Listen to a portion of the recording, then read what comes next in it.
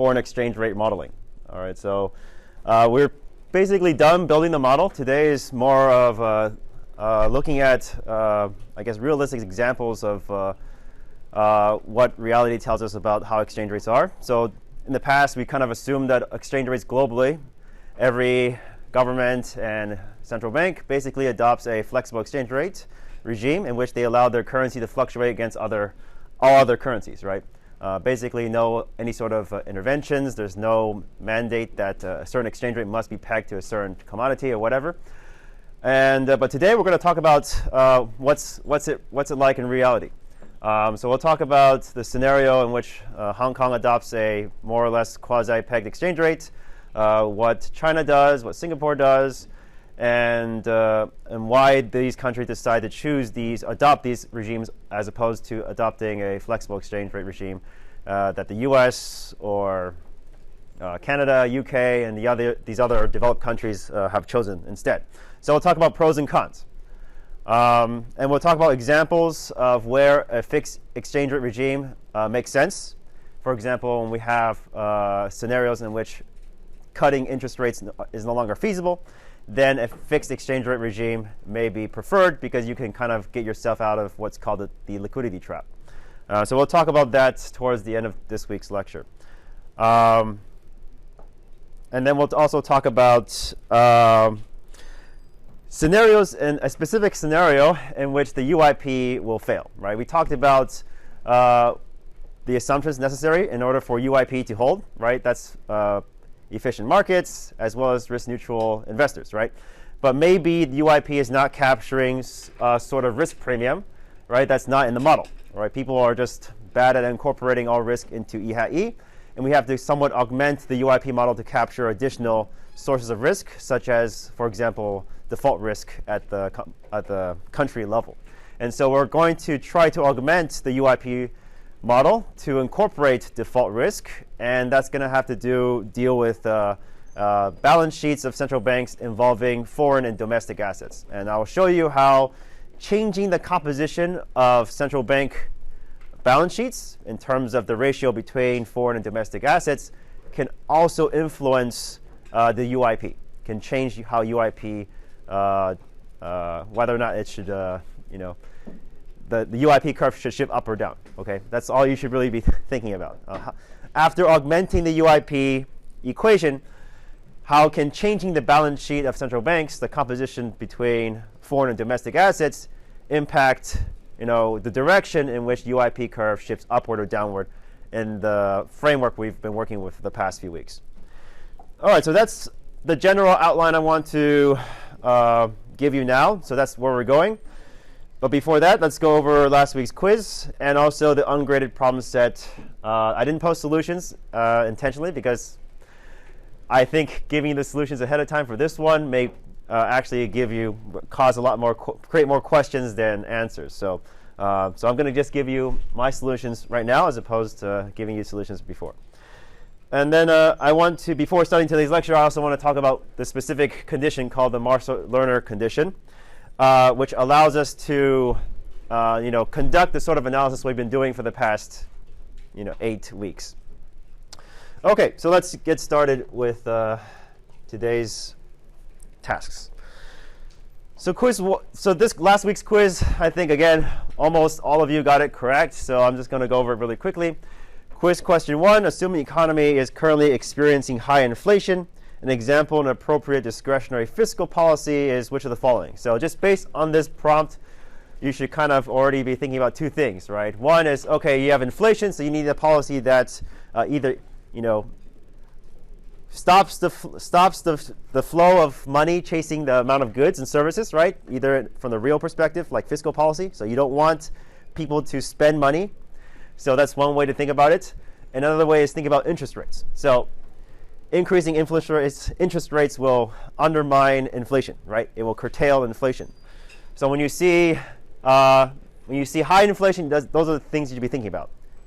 Second, we're talking about fiscal policy. So given that phrase, you should just rule out anything to do with money supply and interest rates. So given these options, you can easily rule out B, right, and C. B is changing money supply, which changes interest rates. So this is clearly a monetary policy option. So B is gone. C, increase the federal funds rate. That's just the rate in which banks borrow and lend to each other in the U.S.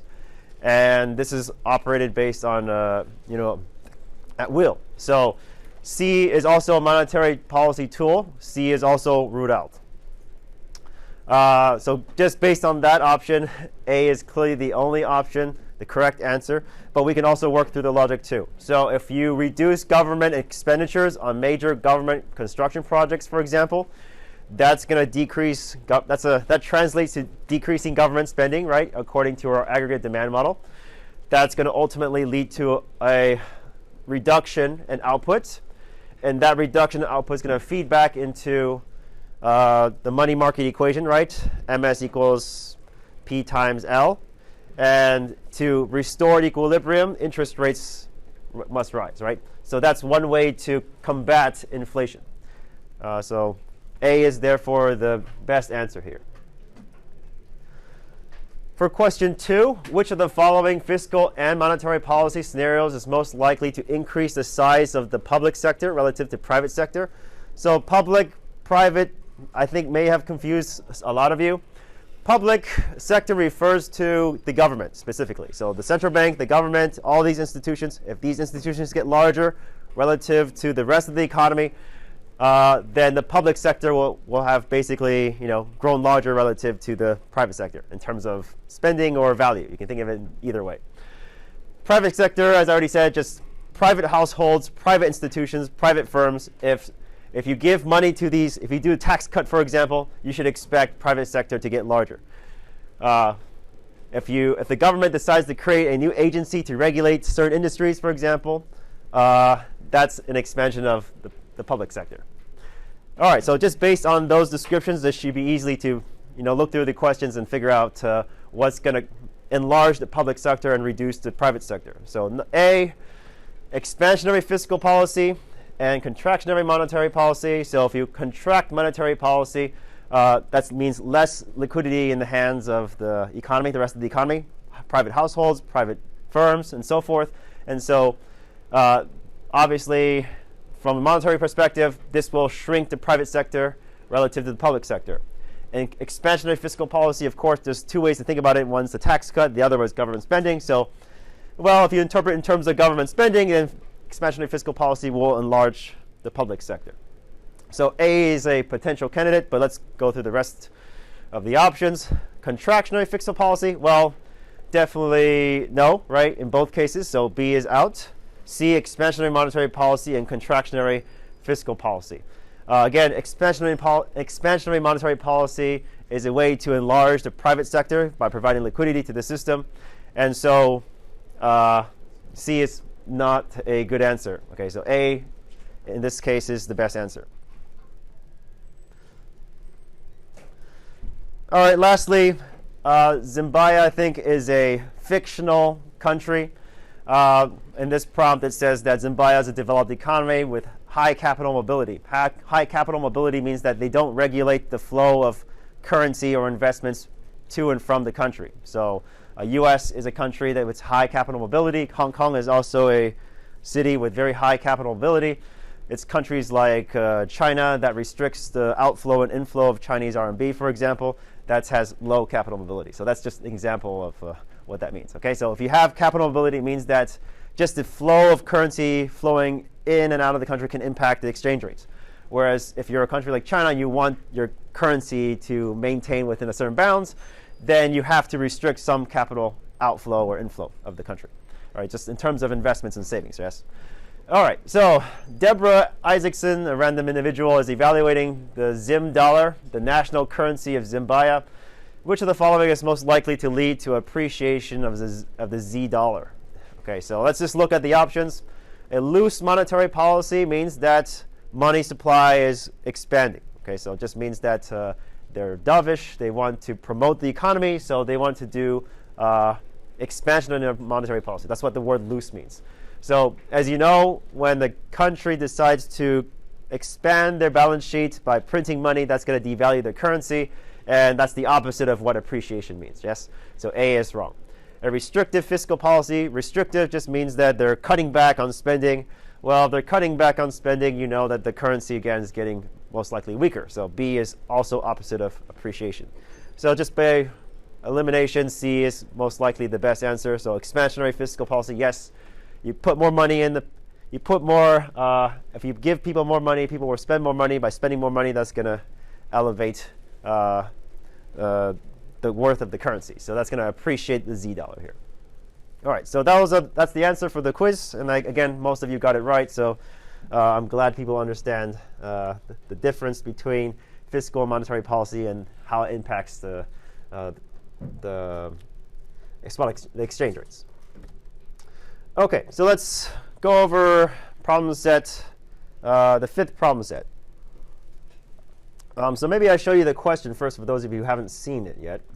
So this week's problem set, basically the point of this problem set for question 1 is to force you to think in terms of, description of a country's sensitivity to prices or income, and translate that to mathematics so that you can kind of understand how just a qualitative description can translate to quantitative values. Okay, and once you do that, you can actually draw some conclusions about how sensitive a country is to changes in income or prices. All right, so that's what problem 1 is. Problem 2, it's actually an easy question. It's something you can just borrow from the slides, but it's just to force you to think about what tariffs really means and what it can translate to in terms of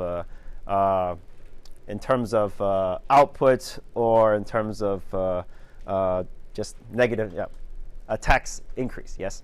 So that's what question 2 is. But let's do question 1. So question 1 talks about small economies relative to large and developed economies. So let me just read the prompt.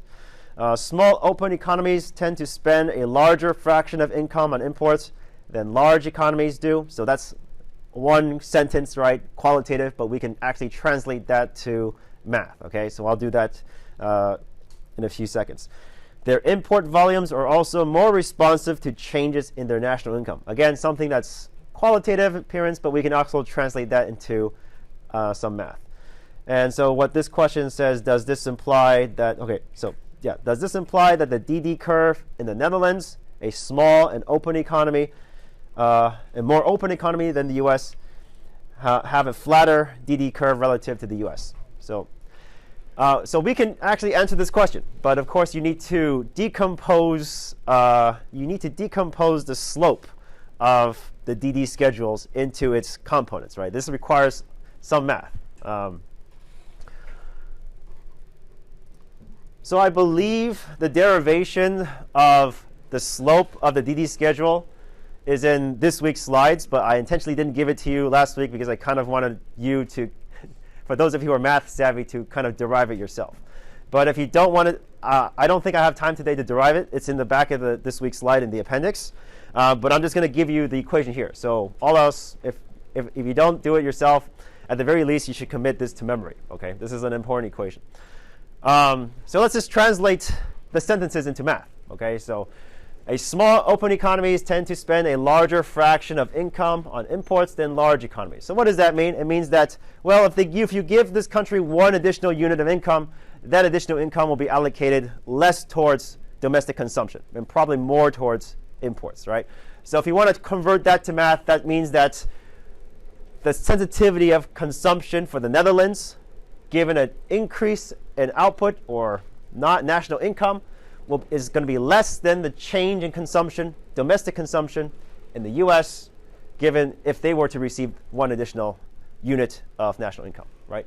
So again, this is the sensitivity of domestic consumption between two countries, but based on this sentence, we can conclude that given that Netherlands or other small economies prefer not to consume domestically relative to larger economies, we can say that their sensitivity of consumption with respect to changes in income is going to be less than the US. Okay, US is just an example benchmark I chose randomly. It could be other developed countries, but anyways, this is what I translated from this sentence.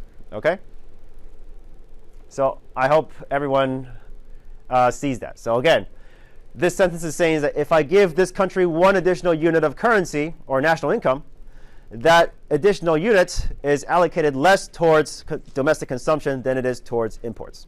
Okay, somewhere along those lines. And if you want to translate that to math, that means that the sensitivity of consumption, domestic consumption, is less than, it's going to be smaller for the Netherlands than it is for larger economies such as the US. Okay, you can say the same thing about Hong Kong. I think that's also somewhat true. All right, second sentence, we can also translate this. Import volumes are also more responsive to changes in the national income. So what that means, mathematically, it means that if I were to give one additional unit to, if I increase the average household in the Netherlands by one additional unit of national income, then their imports are more likely to increase much larger than some household in the US. Okay? They're more prone to consume imports. I think this is mostly true also for Hong Kong, but Netherlands as well. And if you want to rewrite this in terms of how it impacts the current account, we can. Remember, the current account is exports minus imports.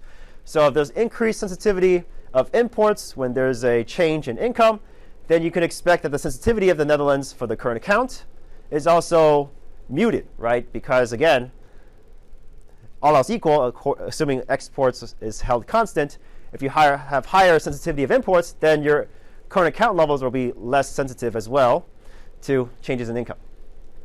So we have two conclusions, right, based on these two sentences. One is the sensitivity of domestic consumption for the Netherlands is smaller, and we also can conclude that the sensitivity of the current account with respect to changes in output or income is also smaller for the Netherlands when compared to large open economies.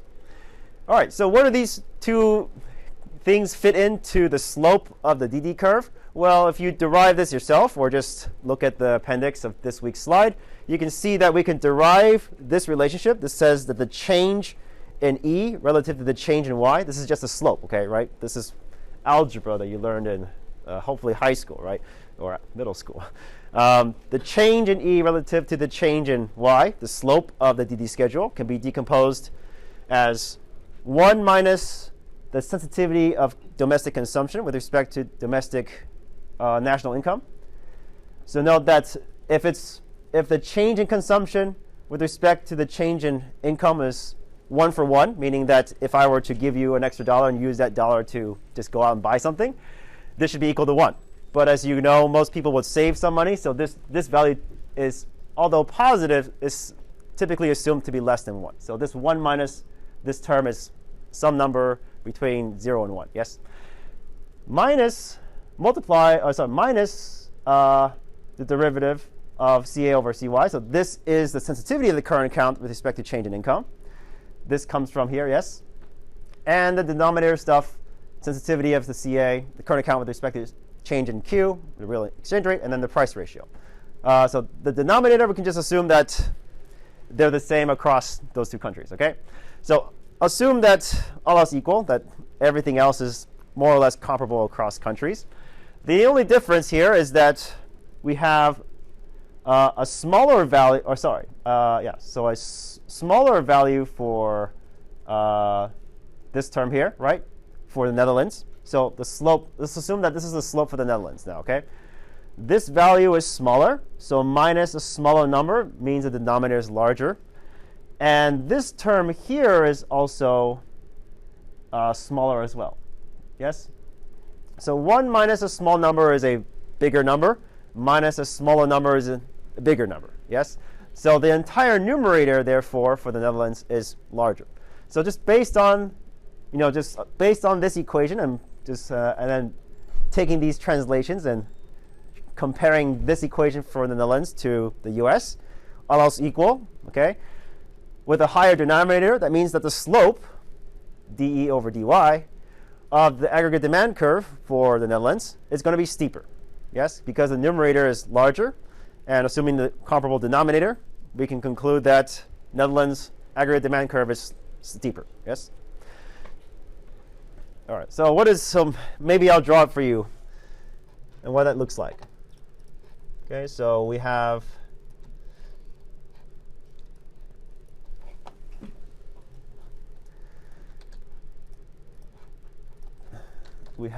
nominal exchange rates on the y-axis, income or output on the x-axis, and let's not talk about A's, just DD. Okay, so what I'm saying here is that maybe I'll just exaggerate a little bit here. Yeah, there you go. Cool. This is likely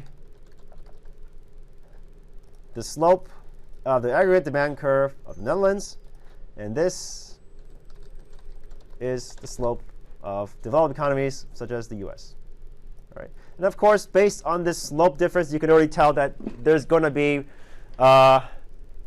implications on how effective certain policies are on output. Yes, whether they do fiscal policy or whether they do monetary policy. So I think this question is asking about monetary expansion. So we're going to go ahead and show you what happens, right? So we have a monetary expansion affects the AA schedule. So let's draw the AA schedule. And as you all know, monetary expansion involves shifting the AA schedule upward. And we can go ahead and do that. So let's call this AA double prime. I'm sorry, AA prime. And just based on these graphs, you can tell that this gap here, right? This gap here is larger than this gap here. Yes? So this is delta change in y for US. And this is a change in y for Netherlands. All right. So a steeper curve will give you, for the same AA schedule, assume, again, everything else is the same between these two countries. The AA schedule is the same. You incur the same monetary policy expansion for both countries. The country with a steeper aggregate demand curve will have a smaller change in output as a result of monetary expansion. Okay. Whereas for more developed countries that have a flatter DD schedule, if you conduct the same monetary expansion, your output is actually larger, right? And this is all because from these two qualitative phrases that describe a country's propensity or preference for imports as opposed to domestic exports. Sorry, domestic goods and services. Okay. All right. So this is the point of this week's exercise. So again, I don't expect people to know how to prove this. You can just commit this to memory. But based on these descriptions, you can already do some comparative, macro analysis here, right, between countries, and kind of draw some conclusions about how effective certain policies are. You can create kind of bounds, for example, like if this country is similar to this country, but we know that their consumption preference is tilted towards foreign goods and services, then you could expect that their monetary policy will have this sort of effect on their output, right? Okay, so comments, questions. So again, the key to answering this question is knowing this equation here and understanding how to translate, qualitative understandings of consumer preferences and how that impacts the shape of our aggregate demand curve, right? And once you have those translations down, you can easily draw some conclusions about the slope, right, in this case. So when we have time, if I have time, I don't know if I will, I will show you how to derive this. This derivation is quite simple if you know what's called the implicit function theorem. So this is, again, the Calculus 101. But anyways, this is something that's not too difficult to prove if you're interested in it. All right. So the second part is just about tariffs. So if you interpret this question, which is, let me read the question for you. Take a commodity trade perspective, the current account. Again, that just means aggregate demand curve along with the AA schedule. And suppose restrictions on import volumes do have an effect on value. So assume that imports can be affected through Q. The government imposes a tariff on all imports. Use the DD&A schedule to analyze the effects that this measure would have on the economy. Consider both temporary and permanent tariffs. Strictly speaking, if you just interpret this simply as a tax increase, then you will more or less get the answer correct. Okay? I would probably agree with you on this. But for those of you who want to think a little bit more detail, if it depends on the tariffs, of course. Like in this case, it's across the economy. And as you can imagine, imports is not just about consumer goods. It's not just about cell phones and oranges and so forth. It's also about raw material imports, right? If raw material imports are prevented from being, or the cost of importing it increased a lot, then it could impact domestic output, right? In terms of exports, in terms of consumption, and so forth. In such a scenario, it's quite clear, and I would tend to agree, that it's more or less like a tax, in which case the tax is going to have detrimental effects on output, as well as has a weakening effect on the currency, the strength of the currency in terms of, so instead of, in the case of last week, we analyzed the case of a tax cut, right? You get strengthening of the currency. But in this case, with a tax increase, you get a depreciation of the domestic currency. So the analysis is just the reverse of what you saw last week, so I'm not going to go over that. But just to help you think through a little bit of the implications, right? If it's a tariff on across all imports, right, I would agree. It's more or less like a tax on doing business, and in that case, you can expect a contraction on output, right, if it's a temporary case. But if it's restricted to just like a specific industry, right, and you can imagine some consumers substituting foreign goods for domestic goods, if these goods are more or less comparable, then it's possible output could increase. Right? You can imagine this too, right? So this is like a substitution effect. All right. So just to get you thinking about if it's a tariff, that's just a blanket across all goods and services, including raw material, or if it's just a increase in tariffs on specific goods like wine in Australia when China did that. You can think about the U.S. effectively banning imports of semiconductors to China. That's going to impact their the exports of or the manufacturing of their cell phones. That's also something that supports this theory, right, or this argument. Okay.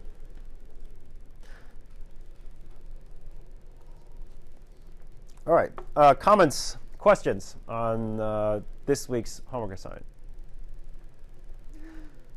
All right. So I want to briefly talk about this condition. So I kind of mentioned this quickly the past few weeks. So it's going to be covered in this week's lecture, so I might as well just go into details a little bit here, and then we can just skip through it when I talk about it in the slides. So the Marshall-Lerner condition is a specific condition that must be satisfied so that there is a way in which changes in relative prices through E, through the spot exchange rate, can have an impact on output through the current account. Okay, so this is important to understand because this is what countries rely on, assume to be true, in order to manage reasons to justify for managing their exchange rates. Why do they manage their exchange rates? Well, they assume that this is true. Okay, so we want to kind of identify why the condition that makes this true, such that the change in the current account when there's a change in Q has a positive relationship, right? This is the response. So again, we're talking about how E can impact Q, and one way to do this is to look at the change in the CA with respect to change in Q, or the partial derivative of the current account with respect to change in Q, and we decomposed this a few weeks ago, right? This part is trade flows, right? This is always positive. And this is the value effect, or the price effect, right? The way to interpret this equation is, well, if there's no trade flow effects, then all else equal, the importers are paying a higher price, right? So this is going to impact the current account negatively. But if we allow this effect to be very small and allow trade flows to move, then this effect can, drive exports and output. Yes. All right. So, yeah, so I already mentioned this. So intuition, domestic country pays more for imports because real cost of value of imports rises. So again, why do we care? Well, we want to know the condition in which central banks and governments can impact overall output of the economy through the current account. Yes, and we can easily impose this condition, right? This condition is just set by setting this equation greater than 0. Right? So greater than 0, and then solve for the condition such that that's true. So let's go ahead and set that sensitivity, the current account sensitivity to Q, greater than 0, and then rearrange some equations. So economists likes to use elasticities a lot. So elasticity just means instead of just looking at level changes, changing Q and seeing its impact on the current account, we do everything in percent changes. Right? So what that means is that rather than just looking at, for example, in this case, dx over dq, we scale everything by the level, right? Ex and q. This is just how things are done in economics. Okay. So let's just try to substitute the previous equation now with this augmented elasticity measures. Okay. So this is eta. Eta is our measure for the percent sensitivity of exports with respect to changes in percent changes in Q. And we can do the same for foreign countries, eta star. So eta star, again, percent changes in foreign exports with respect to percent change in Q. So we just go ahead and realize that we can rearrange terms here such that the level change in Ex with respect to Q is just eta times Ex over Q. Same thing for the level change in Ex star with respect to change in Q with eta star, and then again just level Ex star over Q. I think this going from here to here is straightforward, yes. And then we replace every time we see these sensitivity expressions with just eta times Ex over Q or Ex star over Q. And then the equation we have after the substitution is the following. Okay, so all I've done is just take in the previous equation, change in CA over change in Q, right? And then replace every time I see change in Ex star over change in Q with eta, and then times the ratio. Yes, Ex over Q, or Ex star over Q. So this is the final equation after substitution. Our condition that must be met to allow so-called real exchange rate transmission to the current account and therefore output. And then we just rearrange equations. So I'm not going to go through the algebra. You can go through yourself. The final expression that's most interesting, however, is here. Okay, so maybe I tell you the intuition here. This condition is called the Marshall-Lerner condition.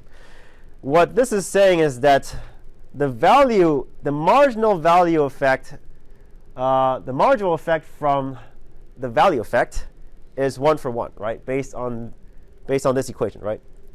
-1 minus Ex star. So this is the value that must be overcome from trade flows. And that condition is the elasticities between the sum of elasticities between these two countries. So remember, eta star is actually negative. So a negative times a negative is positive.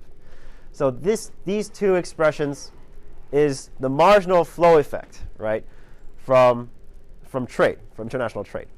So as long as the flow effect value change exceeds the value change from this minus Ex star, right, the price change, then the Marshall-Lerner condition is satisfied. And what's interesting here is that we have this Ex over Im expression, which is like a proxy for trade imbalance, right? So if you want the transmission from Q to CA and to output to be as strong as possible, then you kind of have every incentive to be primarily an export-driven economy. Yes? So countries like China and Asian tigers, you can see why they have every incentive to be a net exporter so that they can have this transmission effect be as effective as possible. Yes? All right, so this is a quick overview. Of course, I'll talk about this again when we look at the main slides, but in any case, the detailed derivations is here if you need it. Okay? But at the end of it, ultimately what you need for the exam is not proving this, it's just understanding this. Yes? So easy questions I can ask you is like, well, what's the trade balance between, for China and compared to the U.S., which transmission effect is stronger between countries and so forth. These kind of qualitative questions based on these expressions. Okay. All right. So this is an example of when the Marshall-Lerner condition is violated and when it's satisfied. Okay. So this is so x-axis is time. So this is time 1. So 1 through and beyond, I believe, is months. So 1 month, 2 months, 3 months, 4 months, all the way to 12 months. And the y-axis is the percent change in the current account. Okay. So as you can imagine, in the very, very short beginning, when there's a shock to the exchange rate through E, for example, changing E can change Q, right?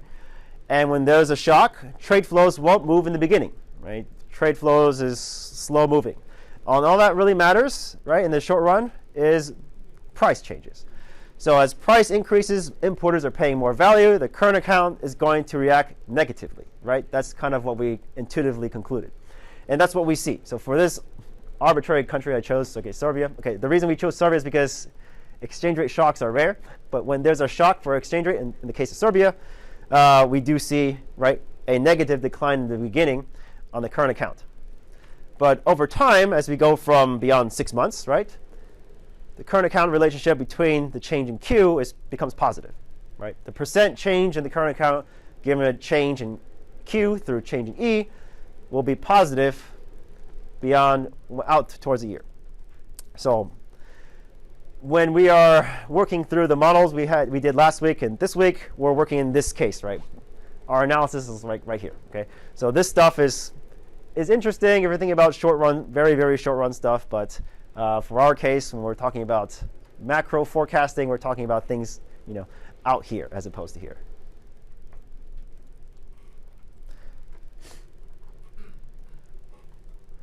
All right. So comments, questions on the Marshall-Lerner condition. So the reason why we care about this condition is because we want to know how effective changes in E can impact output, right? And that's done through the current account. And this is the reason why certain countries decide to manage their exchange rates, because they want to be able to control how effective changes in E or Q will impact Y. All right, so if no questions, let's get started on today's lecture, which is quite a lot. So I'm going to try to move a little bit fast.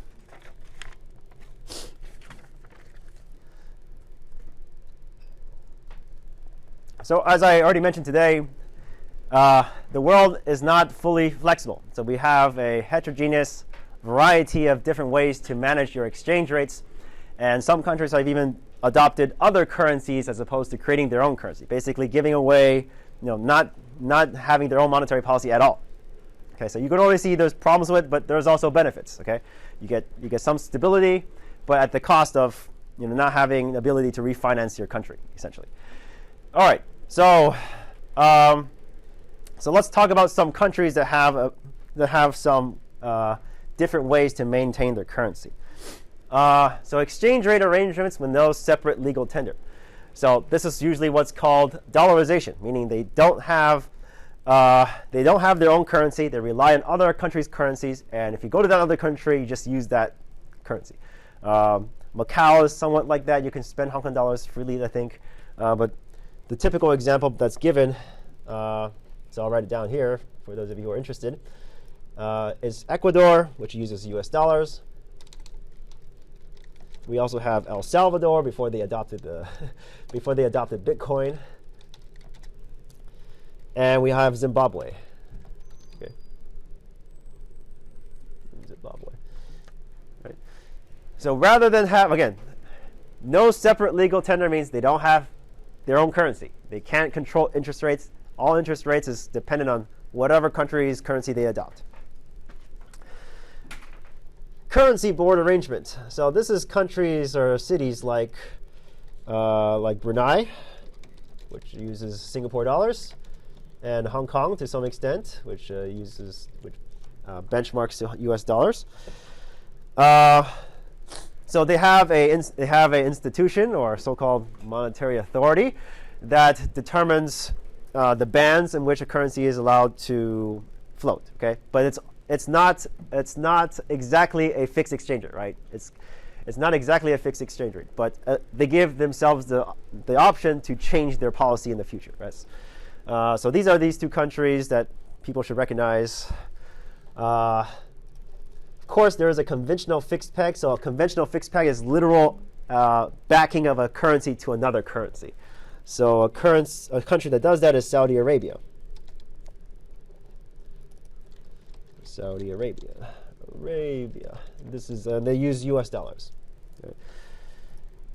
And pegged exchange rate with horizontal bands. So Hong Kong, to some extent, is this case.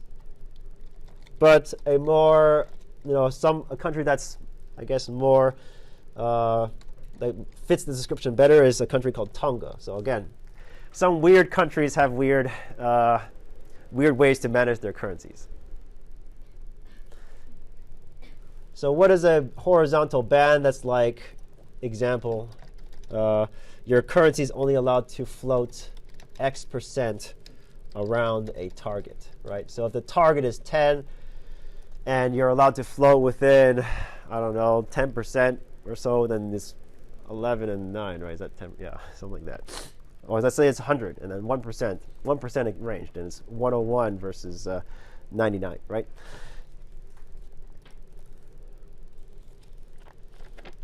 All right, so just examples, okay? So, all right, so these second set of exchange rates are more for like emerging economies. All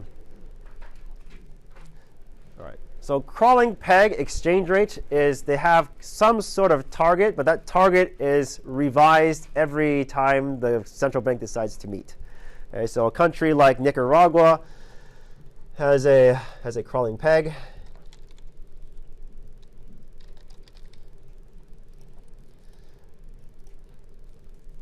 So that means like, okay, we allow it to be at some exchange rate, but then that exchange rate climbs a step ladder, something like that. Okay, so that's what I mean by a crawling peg.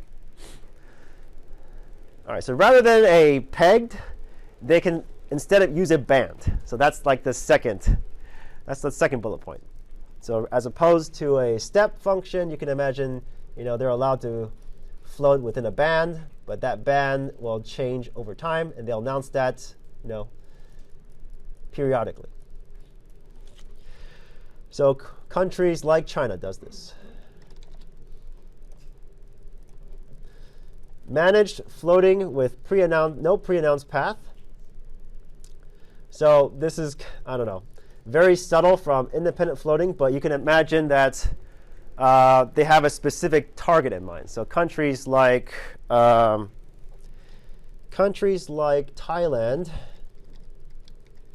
and South Korea have something like this. Managed meaning that they have another target in mind that's kind of tangential. So like inflation targeting, right? They may intervene into their exchange rates to make sure that target is met. Yes.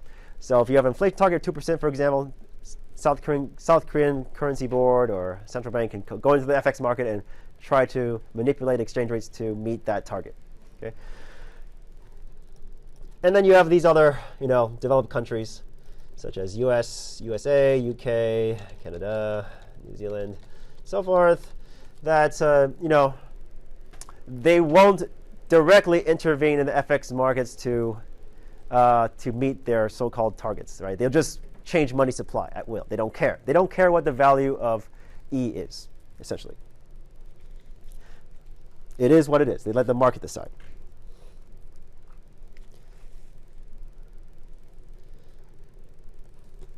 All right. So that's some what reality is. Okay. So not everyone has floating, although the models we've been working with is floating. Everybody is somewhere between, right? There's the space between a completely fixed exchange rate to fixed exchange rates and floating is large, right? Many countries can occupy different, severity of price stability and price instability. Yes, it all depends on what their objective is at the end of the day. All right, so martial order condition we already talked about. Again, the math, just check the summary slides. These slides is just to emphasize why we care about the martial order condition. We care about the martial order condition because countries that decide to adopt these exchange rates regimes, the other exchange rate regimes, rely on the assumption that if they can manipulate the exchange rates, they can somehow impact their output somehow, right? Through more exports, through more domestic consumption, whatever. And that condition needs to be, there is a condition that must be met to justify these currency regime adoptions. So current account only responds to exchange rate changes fully to 1-to-1. So what that means is that the change in CA with respect to a change in E, for example, is equal to 1. Okay, so that's kind of the ideal case, right? If you're able to change the exchange rate by 1 unit or 1%, that's going to translate precisely 1 unit impact in change in the current account. That's full transmission. Yes, that means that managing the exchange rate is very, very effective. But that effectiveness can be muted, okay, depending on, depending on economics, okay. Not every industry translate prices directly through international trade, as well, I'll mention here, okay. So if you look at the last bullet point here, there's many, many reasons why then the transmission between changes in E won't go into prices. Yes. They may not go into prices because some countries have a lot of monopoly pricing. So it's hard to tell which country has a monopoly problem. But you can imagine that if you have a monopolist, they're going to charge prices that extract all value from consumers. Yes, they already maximally set the prices. If you somehow impact the exchange rate that elevates the prices, they're not gonna pass on these prices to consumers, right? The reason is because they've already maximized, they already set the price to extract all value from consumers. So depending on how concentrated monopolies are within the country, that can impact the current account exchange rate pass-through. Okay, so to summarize, what I mean is that whether or not E can affect P and therefore Q depends on whether or not sellers are willing to pass on prices to consumers. If they don't, there's reasons for not doing that, and that reason could be because they're monopolists. They're able to set price levels already that maximizes their profits. In which case, no price. There will not be any price impact. If there's no price impact, then there's going to be a muted or zero impact on the current account. Okay. Domestic distribution costs. This refers to the fact that some goods and services is very expensive to import or export, right? Plutonium, okay, or consumer goods that expire very quickly. Those costs are so high that even if you change the prices, that won't be transferred. Those prices won't impact consumer choice, right? So that's one example of, another reason why changes in E will impact P and will impact Q. Okay. Costs of price adjustments to seller, possible loss of consumers. So another reason why import-exporters and businesses won't pass along prices to consumers is because they might lose consumers. So again, this is like a microeconomics problem, right? If you're going to raise prices, you might lose customers and your total profits might go down. So you might as well just absorb the prices yourself. So these exporters and businessmen, business institutions will just absorb the prices. They'll suffer losses, right, at the expense of, in order to keep their customers. All right. So to summarize this slide, we want to kind of understand why certain countries decide to manage their exchange rates.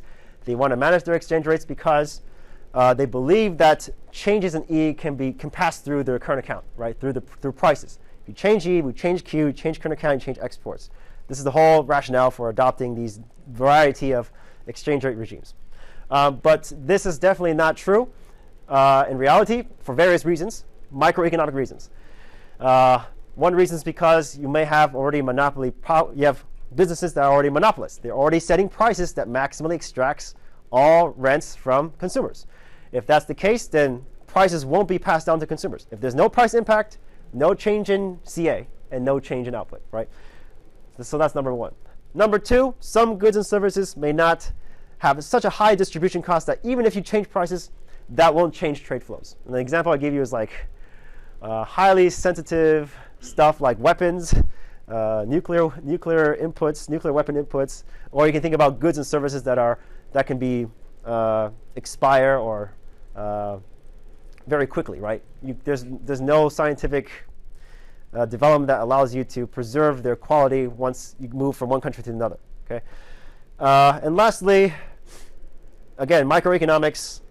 It's possible that some business institutions would rather absorb the cost rather than pass the cost along to consumers and buyers. If there's again, as long as price changes do not get ultimately transferred to buyers, then there's not going to be an impact on the current account or a muted impact on the current account.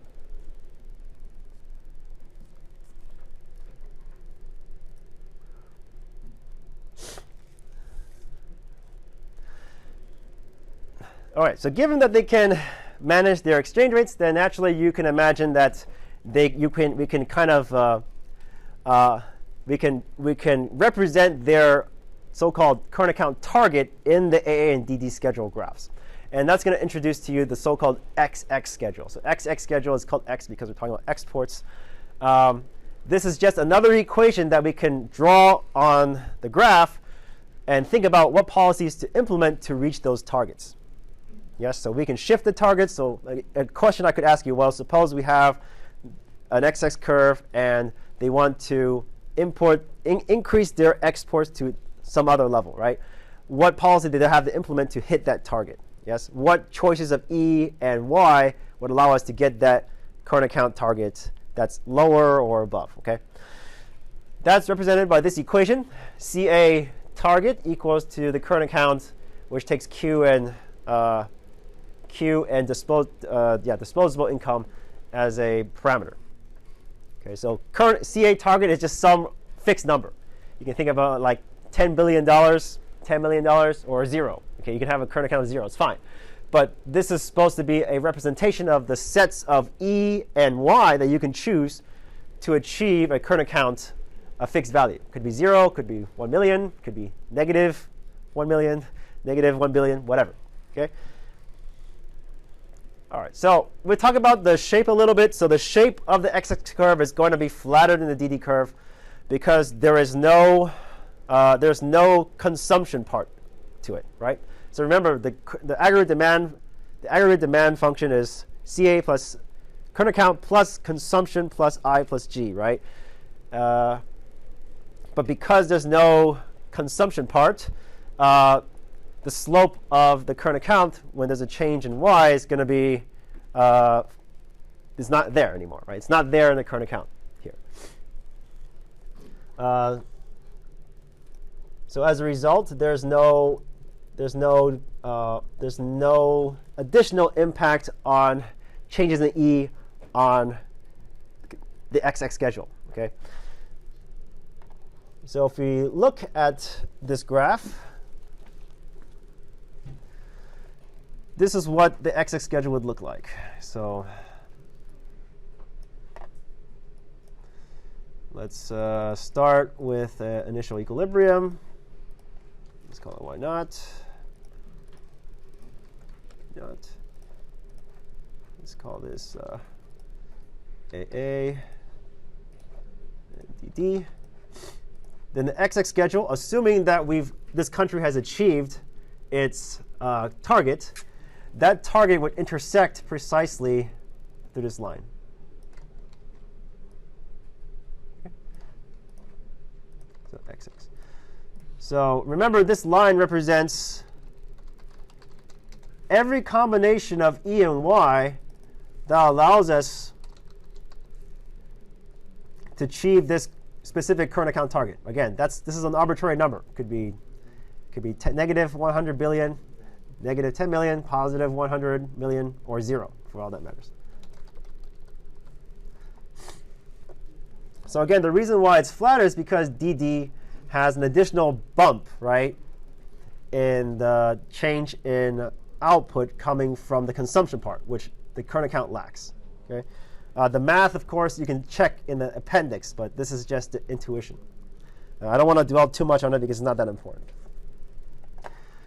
So maybe to give you some reference points, if a country wanted to do some policy actions, right? For example, maybe they want to do a monetary expansion. They could achieve this point here, right? So this point would be like temporary monetary expansion.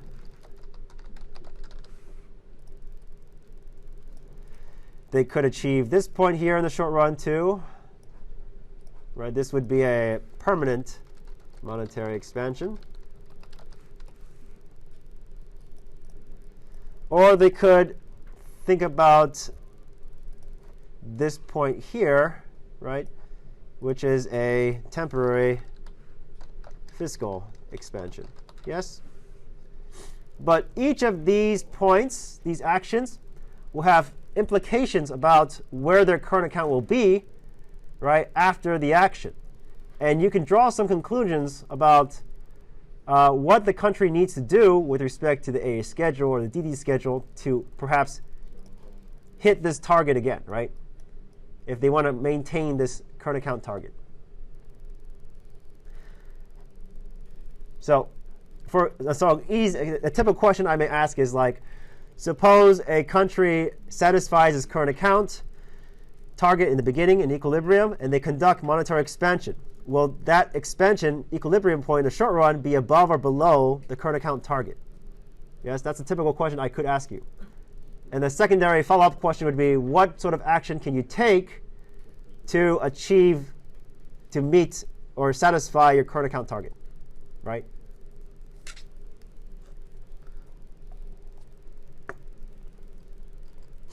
One more point, but it's not that interesting. This is a permanent fiscal expansion.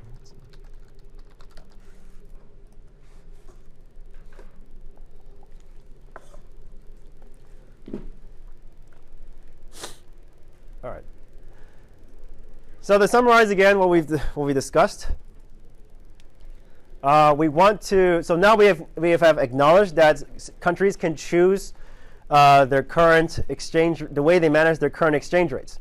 And one reason to do this is because they want to hit a specific target. And we can represent this target graphically in the AA and DD schedule graph. So in this graph, I've represented the XX schedule, or the current account target, that intersects the initial equilibrium, which means that the country has met their current account target. But if the country wants to conduct any sort of monetary policy in the future, or fiscal expansion or fiscal policy in the future, that's going to change where it's going to change where the country will be relative to the current account target after the policy impact. And that country needs to think about what they need to do to restore that target, to meet that target again. Yes? So you may need to shift two curves at the same time or undo a certain policy action to restore itself back to the axis curve. But you can also think about how to shift the current account target axis curve as well, right? Suppose a country wants to increase XX, right? You can change this CA target to some higher level. What must happen, right? How do you achieve that? So I'll leave that to you to think about and ruminate, okay, a little bit.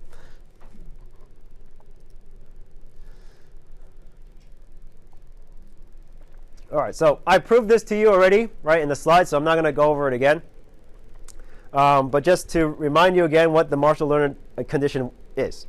It's the elasticity, the domestic elasticity of exports with respect to percent change in real exchange rate multiplied by the trade balance, EX over IM, minus eta star. And eta star is negative. That's just the that's just the elasticity of foreign exports with respect to Q, right, the real exchange rate. This net effect has to overcome this value effect of 1 in order for transmission to be possible.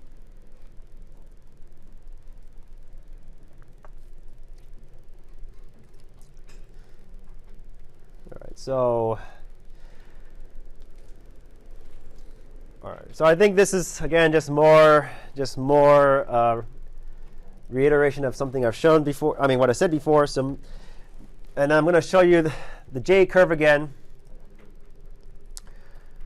So suppose, the y-axis is the current account, t is time, and suppose that we have a shock to the exchange rate at t equals 0 in the positive direction. So in the short run, we typically assume, again, that trade flows don't move, and all that matters is the value effect. And what you'll see is an initial drop, theoretically. So this is all theory, okay? And of course, I showed you reality. So theoretically, if no trade flows, all we should see is a value effect. And what you see is the current account drop in value instantaneously. So this is the value effect. But over time, as trade flows respond, we should expect the current account to grow in response to the exchange rate shock. Okay, so again, this is the starting point here. This is the initial current account level.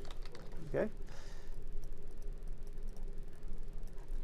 And so once we've exceeded our initial starting point, then the value effect will have dominated. So this is, again, it's called the J curve because it looks like a J.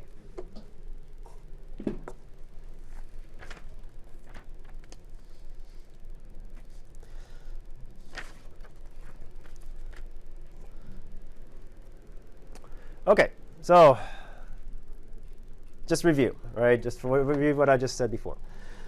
All right, so the last parts of these lectures will take a while to explain because these are like giving you scenarios in which certain exchange rate regimes have a benefit over flexible ones. So this is kind of talking about special cases and its relevance to reality, essentially. Okay. So I'm going to talk about these 4 things: sterilization, something you may have heard about in your other macro class. Sterilization specifically is about changing the composition of your balance sheet, specifically the central bank's balance sheet, but still have an impact on interest rates, okay, somehow. Okay. And still, so that means that we're not changing money supply, right? We're not changing money supply. But despite not changing money supply, we can still have secondary effects that spills over into other macro variables. And I'll show you how that's possible, okay, under specific some augmentations of the UIP.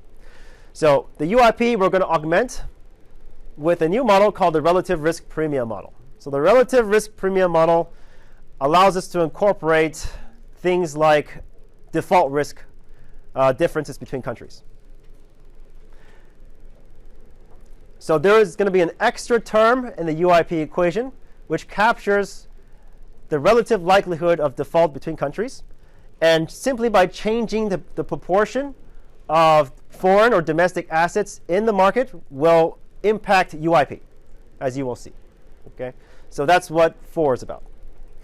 5, stabilization policies with fixed exchange rates.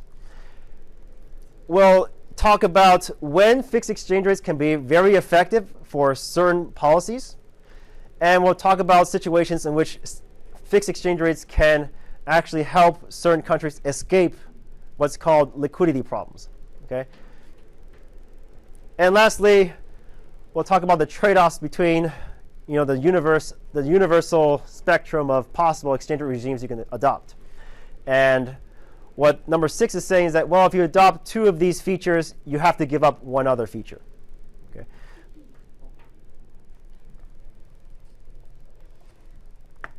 Hence what's called a trilemma, because not all conditions can be met. You have to give up something. Okay, so sterilized interventions. So as I said again, the whole point of doing sterilized intervention is to get some sort of side effect or secondary effect, but not changing the overall money supply of a specific country or all countries.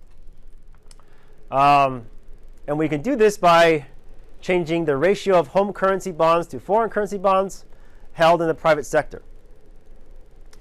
In the end, no effect on, so money supply is not changed, okay, if there is full sterilization. So partial sterilization just means you kind of undo some MS, changes money supply, but a full sterilization means that money supply is essentially no change, okay? You're just changing the composition of a central bank's balance sheet and therefore changing the bonds that's being traded and held privately in the economy, in the markets.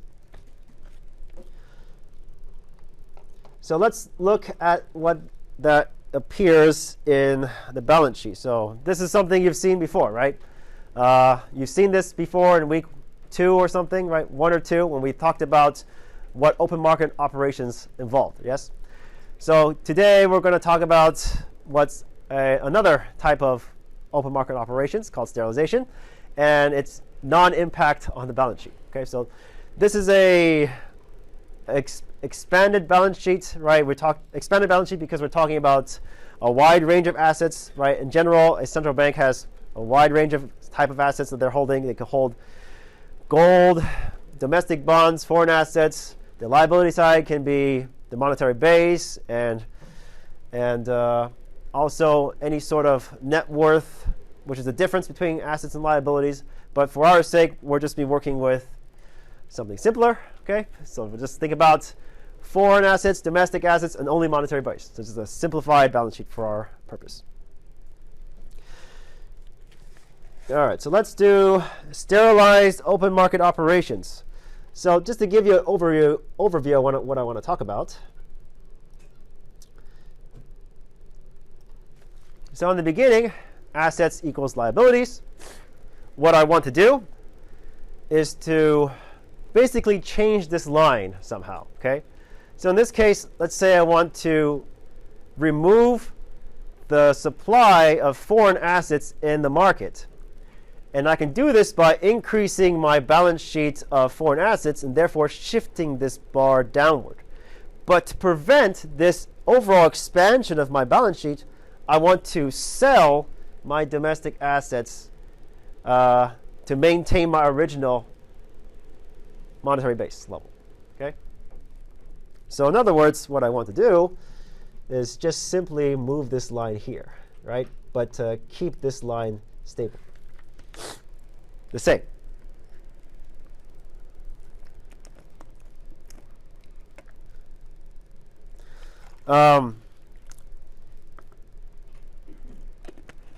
So what I'm going to do is just walk through the logic of what happens. So suppose we want to, let me outline the objective here. So objective, swap foreign assets swap domestic assets for foreign assets. Yes, that's basically what we want to do. Well, how do you do this precisely? Well, let's walk through it.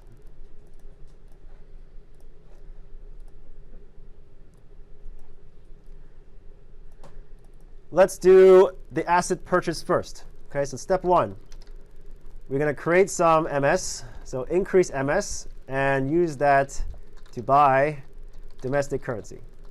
Foreign currency.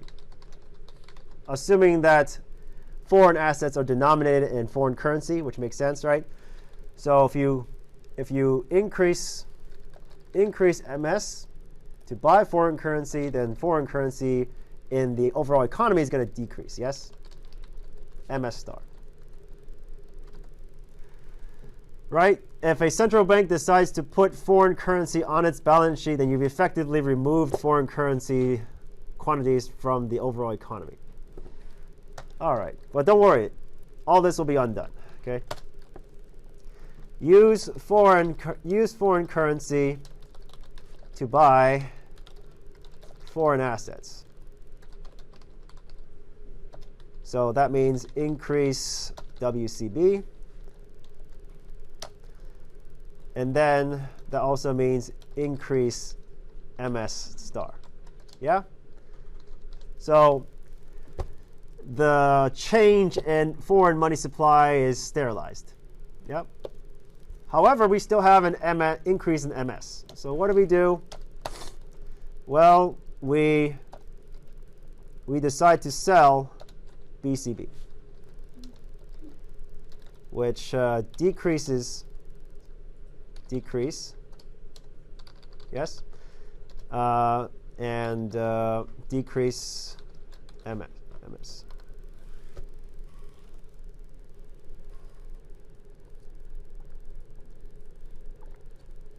So remember, when I say decrease MS, I mean I'm removing it from the system. Yes. So here, increase MS cancels out with this decrease MS. Money supply of domestic currency is sterilized. Sterilized meaning no change in money supply. I use that currency that I created to buy foreign currency. So that's I decrease foreign currency supply, but I turn around and use that currency to buy foreign assets. So this increase will cancel out with this decrease. So foreign money supply sterilized, domestic money supply sterilized. All that has changed is this, right? This and this. So that's effectively just moving this line downward, yeah? And this line not changing. But overall, what's going on is I expanded the balance sheet, and then I decreased the balance sheet, yeah? So combining these two steps, the final result is simply moving this line from here to here.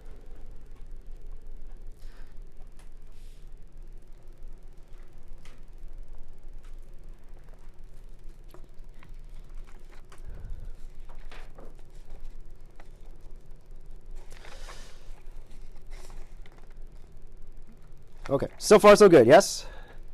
Easy to understand. Now the question you should have in your head is, why would any central bank do this? Well, it's because, again, the supply of privately held bonds can impact the overall global risk exposure to that country. Yes? So if the world is flooded with U.S. Treasuries, and U.S. has a downgrade in their credit grade, then you can imagine there's going to be system-wide shorting of that currency. So there's going to be more exposure, more risk, right, holding on to Treasuries. If the U.S. decides to buy back all these Treasuries, well, then that's risk exposure, that macro risk exposure is reduced. So that's the idea here, is if you have more people holding on to your sovereign debt, your gilts, your U.S. Treasuries, your Chinese bonds, then the more risk it's out there that your default will impact everybody else. And so everybody will want to be compensated for that additional risk. So this is the motivation to augment our UIP equation. Okay, so this is the reason why sterilization is also useful for developed countries, in which this relative risk premia is positive. So remember, it's a positive risk premia because an investor needs to be compensated additionally for holding on to your debt, right, and earn this interest rate. And it's not being captured by E hat E.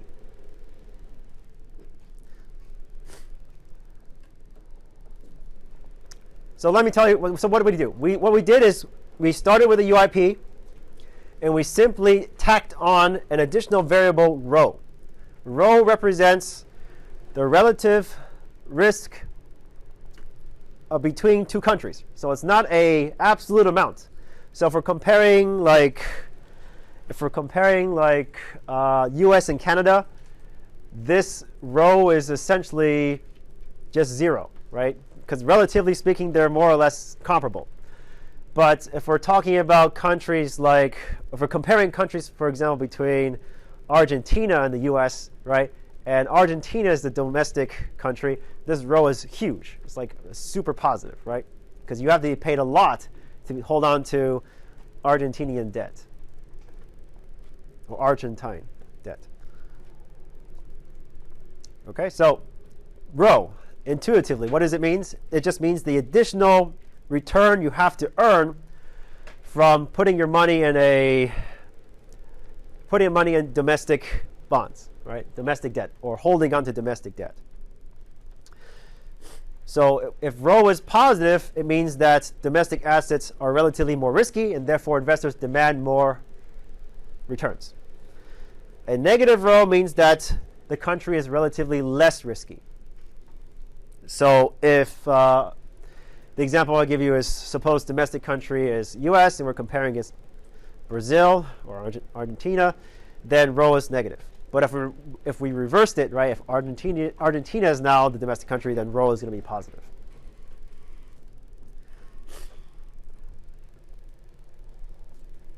So this is one way to address violations in the assumptions of UIP.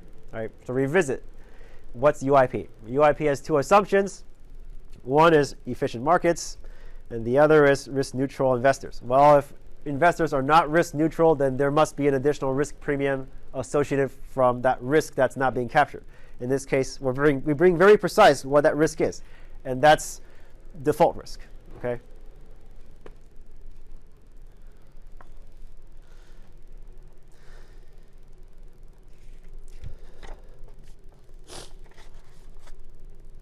All right, so let's expand the math a little bit so that it's more clear what we're talking about. So now look at rho. So let's start with rho.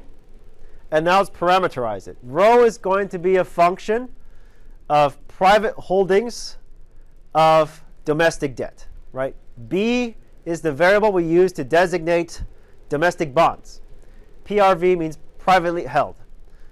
So the distinction now is PRV versus non-priv is that if the central bank is holding on to B, it's no longer held publicly or held by everyone else, by private citizens, private institutions. So intuition, more private holdings of government debt is going to increase rho, right? Because the overall markets are going to be more exposed to default, yes? But remember, this is relative holdings, okay? Relative holdings. But for simplicity, you can just think of level for now, okay? So if there's more exposure, if there's more private exposure to government debt held by private households, held by SVB Bank, you're going to require, more premium, right? It should be a higher premium for holding on to domestic debt.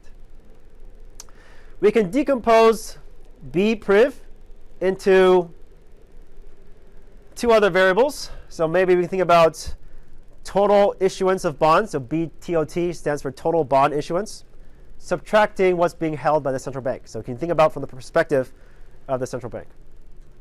So given this equation, we can increase private holdings if we reduce central bank holdings of sovereign debt or domestic debt. Yes? So now let's augment the UIP equation rho with the parameter BTOT, total bond issuance, minus total bonds held by the central bank.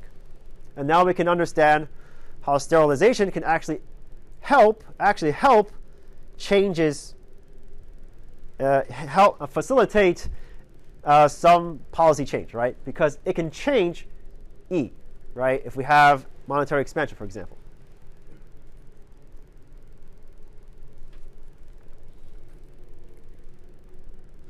because increasing rho effectively shifts the UIP curve upward. Right? You should convince yourself that this is true. Okay. Okay. So given this augmentation of UIP, you can conclude already, like what I just showed you with the balance sheet. I can not change money supply. MS does not change, but somehow achieve changes in the exchange rate. Yes?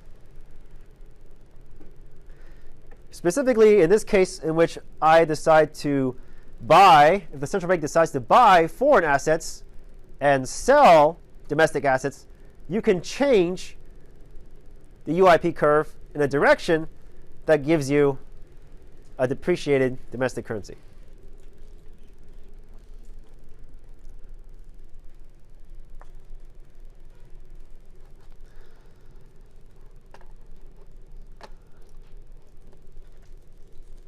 So let's look at this graph here. We have our initial starting point. So this is a graph that you've seen from week 3, I think, and beyond. Money market equilibrium. So this is not an interesting graph, but anyways. So if we decide to increase rho, we should get an elevated UIP, right? You should convince yourself of this. So this is R star plus E hat E over E minus 1. Minus 1 plus rho prime.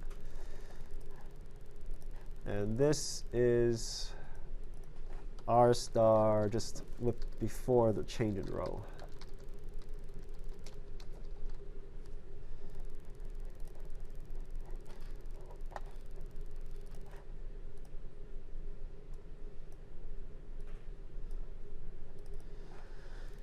No change in MS because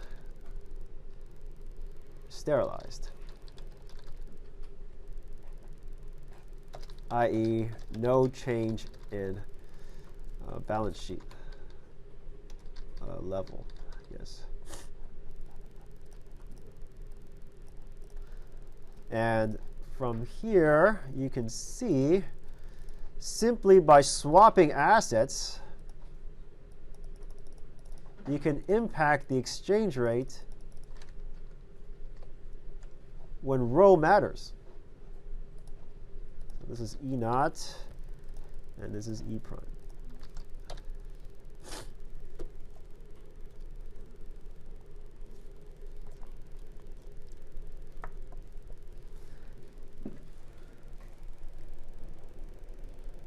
So let me walk through what happens. Okay. So you have P, let's call it rho, function of B total minus B CB, right?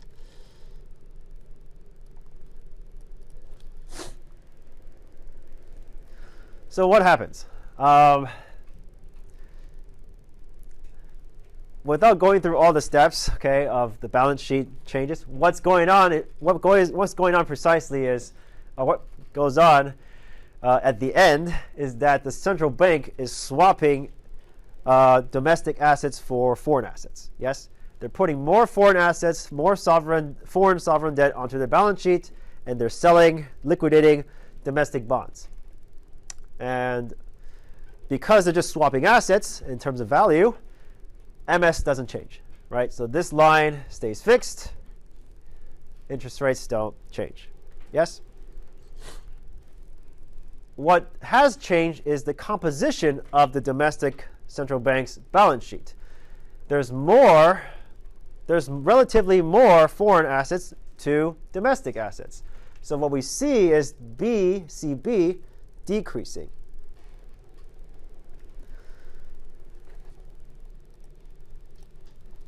So BCB decreases, this entire term increases. So less government bonds held by the central bank means more private holdings, more private holdings of government bonds.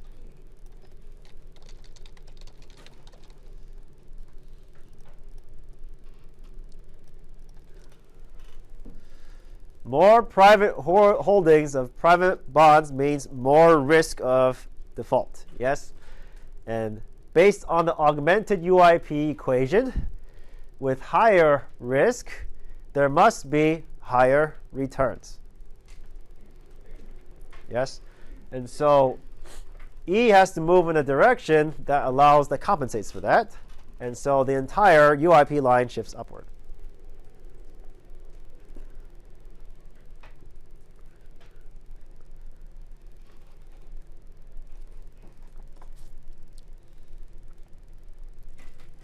Yes, so yeah, imagine there's an equal sign here, and this is larger, right? So what do you have to change here to restore equilibrium? Well, E has to move in a direction, right? E has to move in a direction that lowers this entire right-hand side variable. So I'm not going to explain it. I can walk you through that using numbers here, but that's why the curve shifts upward.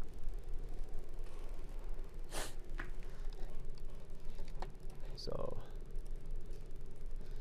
to restore UIP must shift up.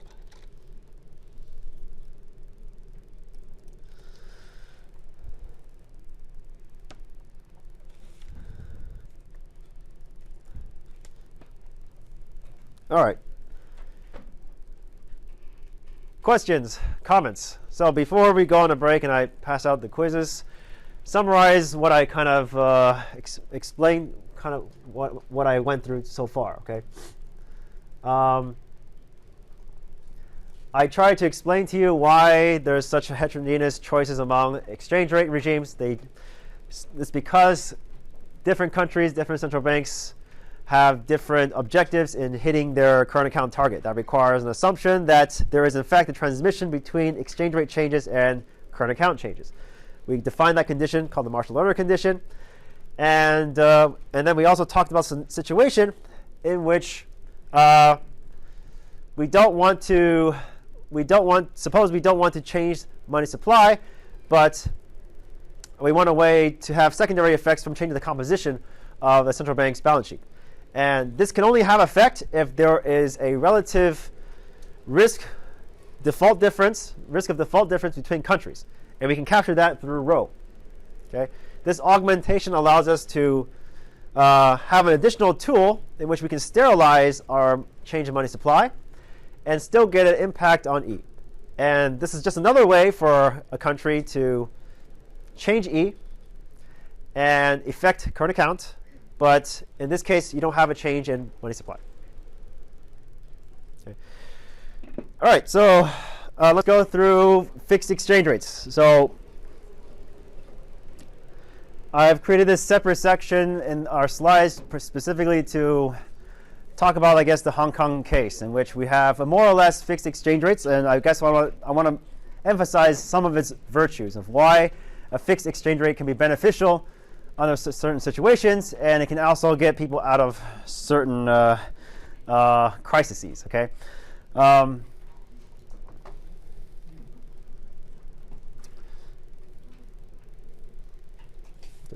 So let me summarize what are the necessary things a central bank has to do to keep a fixed exchange rate. Well, as you can imagine, every time, if you've been reading the news in Hong Kong, you know that every time the US decides to adjust their money supply and change interest rates, Hong Kong needs to do precisely the same.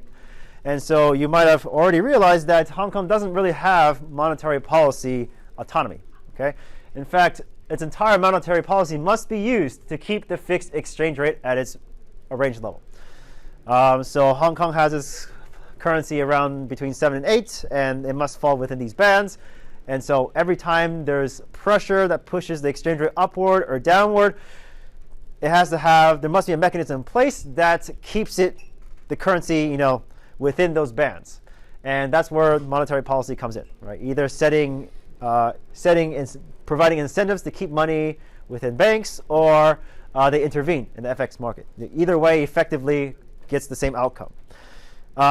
What you will find is that despite basically tying their hand, like removing one of their tools that they can use to influence the health of the economy, one sort of policy becomes very effective because you're effectively using two policy tools at once. So fiscal policy, in fact, becomes very, very powerful under a fixed exchange rate regime, as you will see. All right. Fixed exchange rates have other features. You can easily repeg and depeg, for example. And so just based on these benefits, it may seem like, oh, why doesn't everybody use fixed exchange rates? Well, I'll talk about the cons of a fixed exchange rate later. Specifically when it comes to what has happened in the last few decades and with you have a currency attack. Okay, so I'll tell you an example of what a currency attack is in a bit. Okay, so implications of a fixed exchange rate. So we just start with the UIP equation. We all know this equation, R equals R star plus expected depreciation of domestic currency. But under a credibly fixed exchange rate, that means E hat E is equal to E forever, right? Indefinitely. If nobody believes the exchange rate will change in the future, then E hat E must equal to E, and we can call it E bar. Setting these two equal here, then we must conclude that R equals R star. Yes, we all know this from a few weeks ago already. Okay, so what this means is that the central bank must dedicate its entire policy toolkit to maintain this to keep the peg. If there's any sort of deviations between R and R star, then you can already tell very easily that E is going to change. Yes. So for those of you who are curious about the reserves of U.S. reserves of Hong Kong's monetary authority, once it starts hitting the edge, right? The U.S. reserves starts getting depleted. Yes.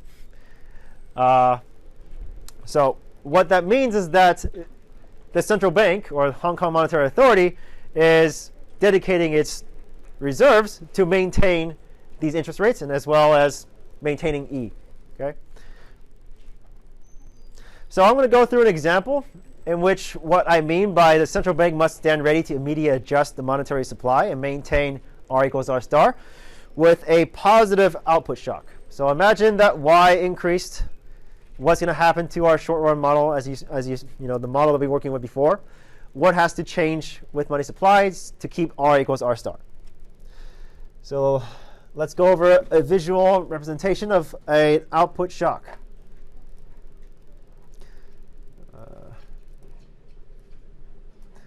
We have R here.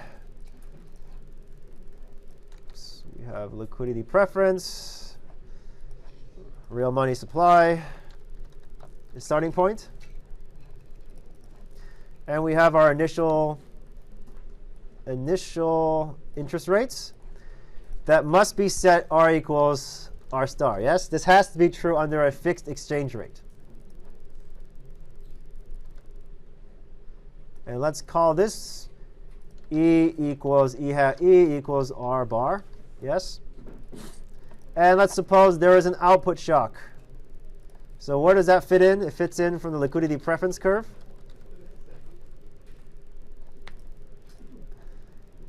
And what you'll see is the liquidity preference curve shifting away from the origin. Right? This is a typical example you saw in the slides a few weeks ago.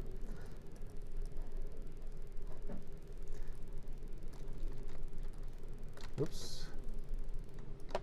So let's call that Y prime. Yes? Now the question I have to pose to you is, what should the central bank do to restore R equals R star? So if the central bank does nothing, this is going to happen, right? You're going to get R prime. So to combat this output effect, which has an appreciative pressure on the exchange rate, right? What the central bank has to do is to undo its interest rate pressure in the opposite direction, right? And so the central bank has to conduct monetary expansion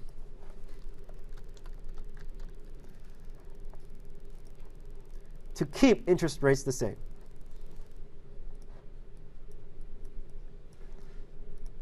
So this is a fixed exchange rate monetary policy action. This must be done, otherwise a pegged exchange rate cannot be maintained, right? Because the alternative is to allow it to appreciate, and that's a big no-no, right? You cannot do that. That cannot happen if a central bank has told the world, I'm going to maintain an exchange rate between your currency and my currency at X dollars. And if this occurs, then nobody will believe me in the future, right? So the central bank has to do this. It has to expand its balance sheet, increase money supply, domestic money supply, to meet the demands, right? So what's happening? With output increasing, everybody wants to sell their debt, wants to sell their assets to have liquid cash. The central bank needs to come in and absorb that demand, right? They need to absorb that the people who want to sell their assets. So they create money and they give the money to them and buy up the assets. That's what's going on. And that allows them to keep R equals R star. And therefore the exchange rate's the same.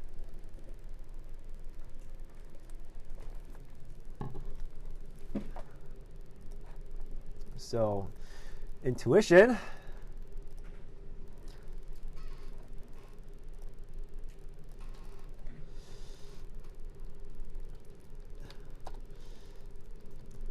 people, households selling assets for cash, government must meet excess demand by printing money. Okay? Increase MS to buy assets. That's what's going on. That's the only way to keep R equals R star and therefore keep the exchange rate the same.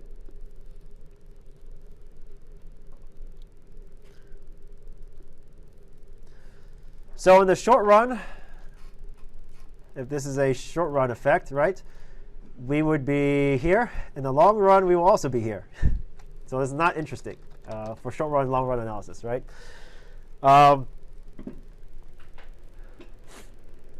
If this is a temporary case and this is a temporary action, this is undone, then we're still here. If this is a permanent case, well, and we talk about flexible prices, well, as we know in the long run, prices are fully flexible. And then monetary policy doesn't have an impact. Interest rate stays the same, so it doesn't matter. It doesn't matter if you intervene or not in the long run.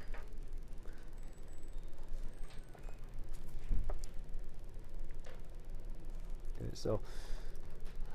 so here it's a summary of what I just said. So under sticky prices, prices do not adjust over time, and deflation would have occurred in the absence of intervention is fully offset by inflationary monetary intervention. So output creates deflation, expand monetary policy cancels out the inflation. In the long run, prices are fully flexible, so no monetary policy intervention needed in the long run because prices immediately respond to the change in Y. So what does that mean? Well, you recall this equation, PLRY, right? If prices are fully flexible, then prices will react the same way, right? So nothing changes. So R stays the same.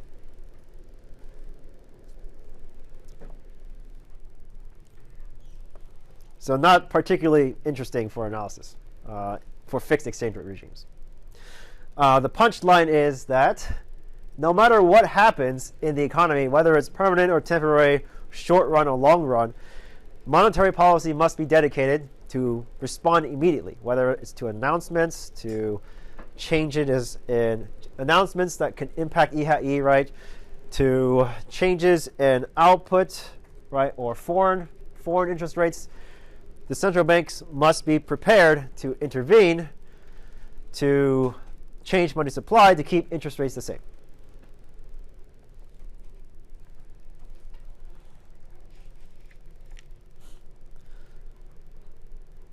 Comments, questions? So this is specific to the Hong Kong case, yes? Which is why every time U.S. changes interest rates, Hong Kong must do the same. And what they're doing is adjusting their reserves, right? They're adjusting their reserves, flooding the market with Hong Kong dollars if Hong Kong dollar is getting too strong, right? Or selling U.S. dollars from the reserves if Hong Kong dollar is getting too weak. And that's adjusting this, yes? Essentially.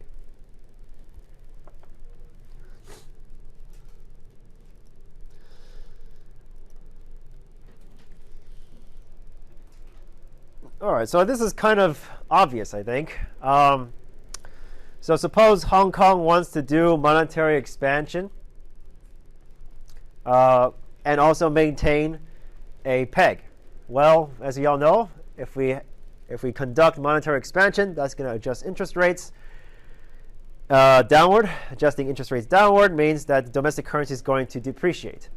That's a big no-no, right? That's a big no-no for pegged exchange rate regimes or exchange rates that must fall within a band. And so everything that's done to expand the balance sheet must be reversed, yes, in order to keep interest rates the same. So in the case in which we have monetary expansion, what's going to happen, as we all know, the AA schedule is going to change. So let's visually see what goes on in the AADD schedule. So if you do monetary policy with this requirement that the exchange rate must stay constant, with the assumption that the central government or central bank is trying to boost the economy, that's what it wants to do.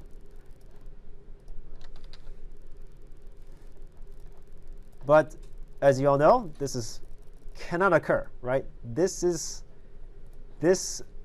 output effect cannot be achieved with the same E. It must be at this E.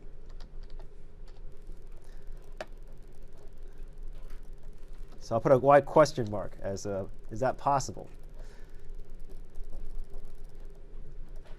And the answer, of course, as you all know, is no. And so they have to undo this, essentially wasting everyone's time by doing this. Okay.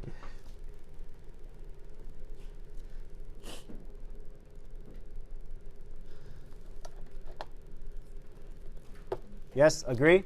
So in the case in which Hong Kong decides to do monetary policy, they expand their balance sheet, they print money to buy assets, for example. Well, doing this will change interest rates. Changing interest rates will change the spot exchange rate. Can't do that with pegged exchange rate, so they have to undo this and shrink their balance sheet. So at the end of the day, monetary expansion is pointless under a fixed exchange rate regime.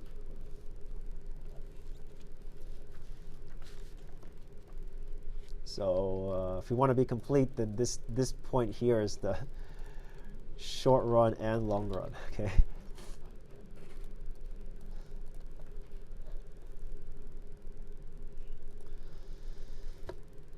Okay.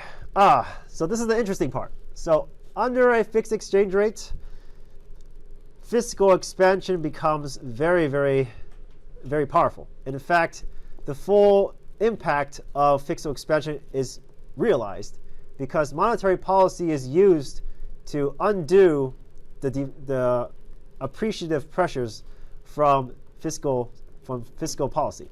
Okay, so maybe I'll show you the graph first, and we can summarize afterwards. So here we have the AA schedule, DD schedule again.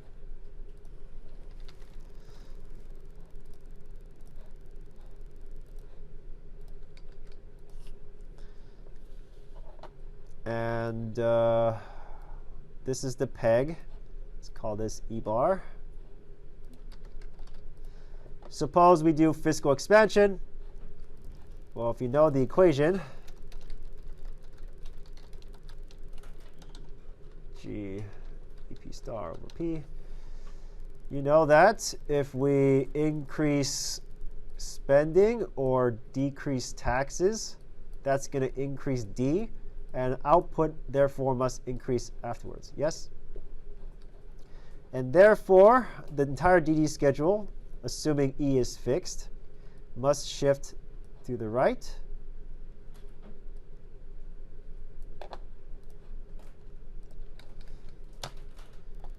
If there is no intervention whatsoever, right, floating exchange rates, then you must actually accept a stronger domestic currency.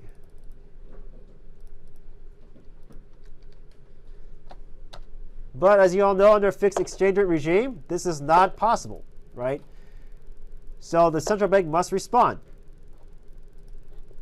They must respond by changing the money supply to make it weaker. And they will expand money supply to the point in which E bar is fulfilled.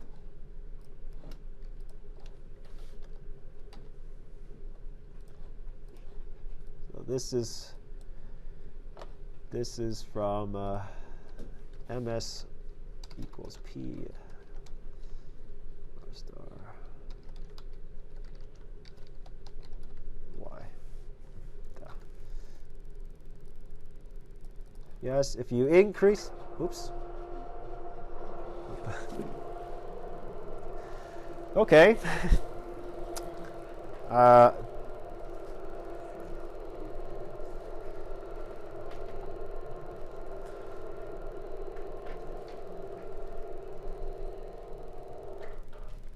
I don't know what's going on.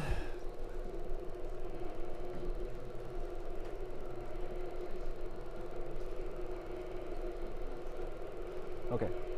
All right, that wasn't too bad.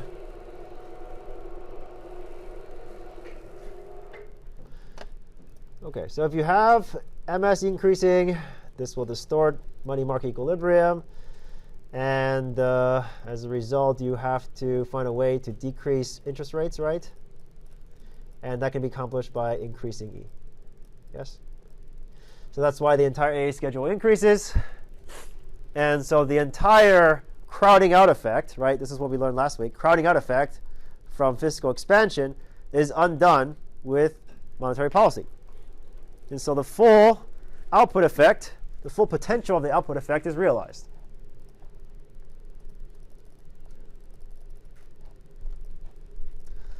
Y naught, and let's call this y prime.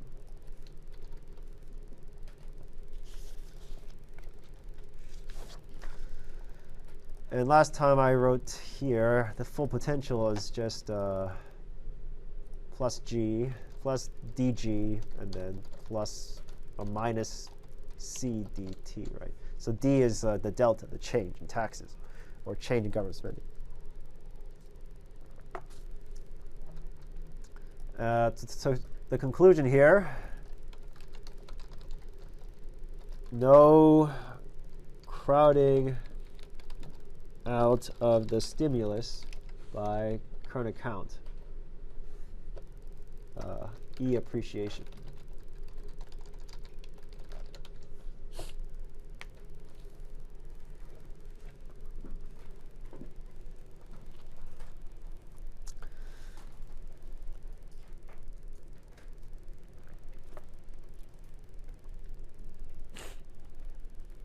All right, comments, questions? So I think this is just very straightforward, right?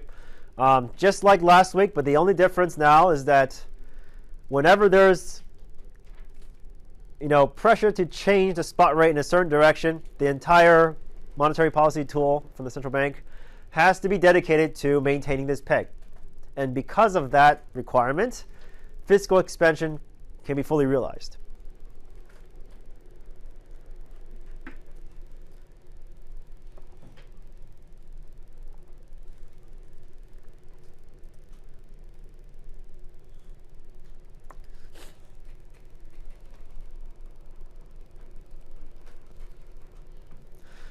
All right, so something to point out here and also in the summary slides. I'll explain to you why when we conduct monetary expansion with the augmented UIP equation, we tend to increase money supply through acquisition of foreign assets as opposed to domestic assets. The reason, as you probably all know, is that if you acquire domestic assets, that's going to give you a directional E that goes against what you want.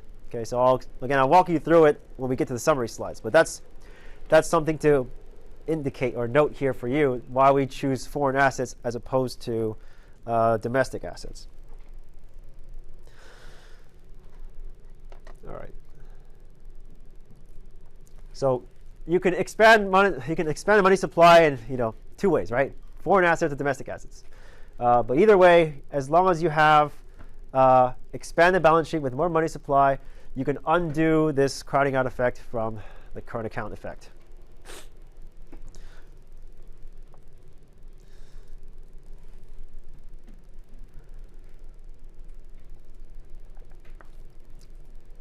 All right, so there is one way to recover monetary policy tool, okay? But this kind of, you can't do this all the time. Okay, so this is like something you can do maybe once every 10 years. Otherwise, people won't believe in your money anymore. So what you can do to recover your so-called monetary policy tool from a fixed exchange rate perspective is to engage what's called devaluation. So the terminology we've been using so far, right? When a currency gets stronger, it's appreciation. When the currency gets weaker, it's depreciating. But when we come to pegged exchange rates, we use the term valuation. So revaluation means we make the currency stronger. The peg makes the currency stronger. Devaluation means makes the currency weaker. So what we do is we effectively engage in devaluation to simulate monetary expansion. So maybe I'll just walk you through how it's done, and you'll realize that this is exactly just doing monetary expansion.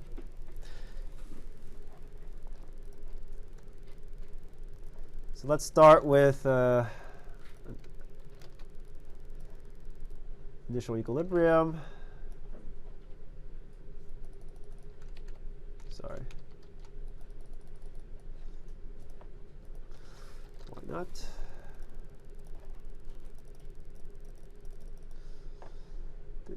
And let's do all devaluation, revaluation to some extent means it's a permanent,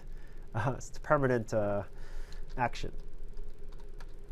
So let's just think about as a permanent action. So this is AA. This is DD. And suppose we already had an initial interest rate peg here. So maybe call this E bar. And let's devalue our currency at a new level.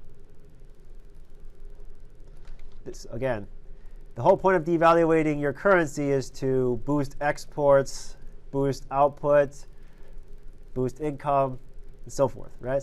That's the whole point. Let's call this E bar prime, okay? So suppose we want to decrease output out to this level. Well, how do you do that?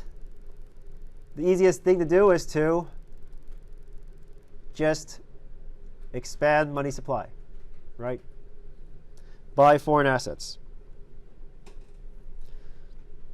Or buy domestic assets, okay? Assuming UIP is just regular UIP, not the augmented one. So just like monetary policy, this is the same thing. We're expanding money supply in the same way, and if it's a shock, right, expectations will change, then the effect is even higher, right? The effect is even amplified.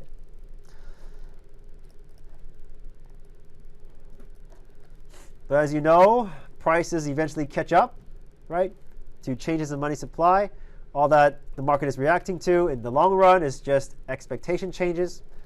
And so the A schedule will shift, will be lower than before.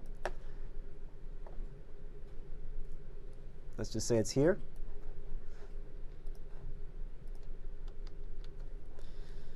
And in DD, we'll have to move in such a way that,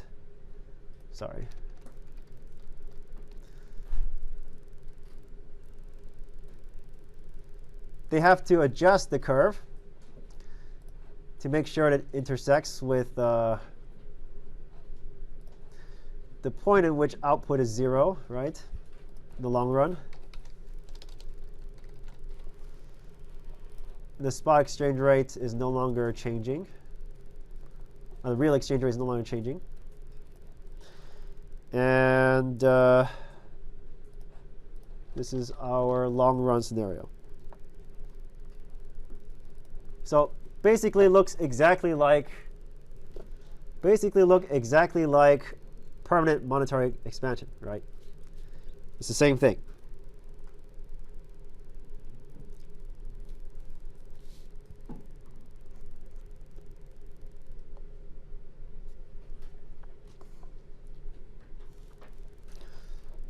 Okay, so let's summarize here. Under sticky prices, the expectations change cause a strong output response, just like permanent monetary policy. In the long run, the output response is offset by increasing prices and return of the real exchange rate to its long-run level. So relative PPB holds, but exchange rate remains depreciated consistent with expectations, exactly like monetary policy expansion. Under imperfectly substitutable assets, revaluation is most successful if the central bank has sufficient reserves. So that means that you have currency to sell, yes, and to or use to buy back your currency. Yeah.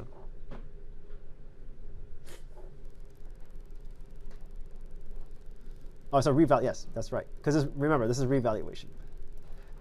So I'm going to put a star here just to make sure you guys aren't confused. Yes. So devaluation is easy. Just print more money. Print money and buy other currencies. Right. For Hong Kong, it's easy to devalue your currency.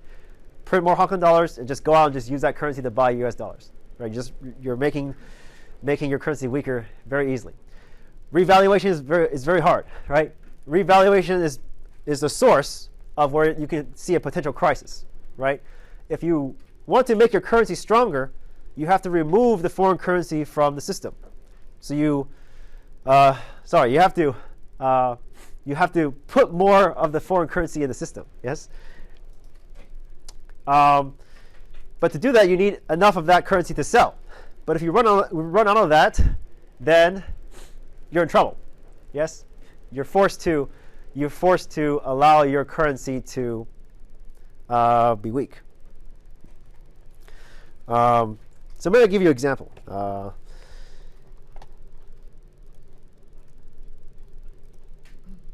So we're talking about a specific thing called a foreign exchange attack.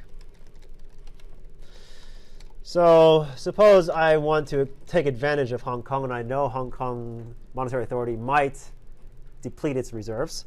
What I will do is I'll borrow, I'm going to arbitrarily choose a number, borrow 100 Hong Kong dollars. It could be 100 million. Okay, 100 million Hong Kong dollars. I convert it all to USD, so 100 divided by whatever the exchange rate is. Yes? And then I'm going to conduct the FX attack. So that means I'm going to try to weaken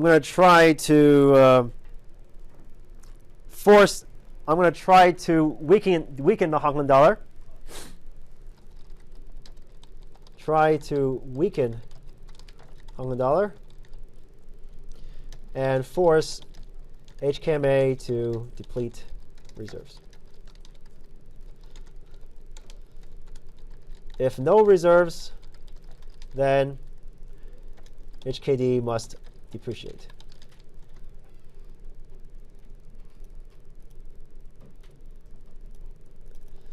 And so my payoff, therefore, is 100 over E times E prime. So I'm converting it back, right? Buying back minus the initial loan, right? That's what I'm betting. So every time what does it mean weaken the currency? Well, I'm going to sell it. I'm going to try to sell it. So every time you sell it, you're putting pressure on the currency spot exchange rate to change, and you're forcing the HKMA to keep it as strong as possible. So when you revalue the currency, you have to make the other currency weaker, right? How do you make the other currency weaker? Well, you sell it. You flood the market with it. But if you don't have any currency left to flood, then you're going to be forced to allow the HKD to. It has to depreciate. You don't have a choice. You don't have anything left in your reserves, right, to keep your currency stable at that fixed exchange rate. And so the currency FX attacker can just try to weaken your currency as much as possible, and then once you can no longer maintain the peg, they reap the benefits, right? They can buy back the currency that they bought at a very cheap price, right? E is going to be very high, for example. Let's call it E prime minus the initial loan. So what have I just described to you is exactly what happened to Bank of England, right, in the 90s. So maybe you didn't know that. Maybe most people wasn't aware that the British pound at some point was pegged to the euro within a certain band. Okay, this is like a long time ago, and George Soros did exactly this. He expected the Bank of England to depeg with the euro, and that's exactly what happened. Okay, and he made like billions of dollars from this. Okay, so this is a weakness, obvious weakness, source of weakness for having a pegged exchange rate. You have scenarios where you have institutions that try to take advantage and disrupt the system, yes, to make money. I mean, it's not illegal, so by all means they can do this.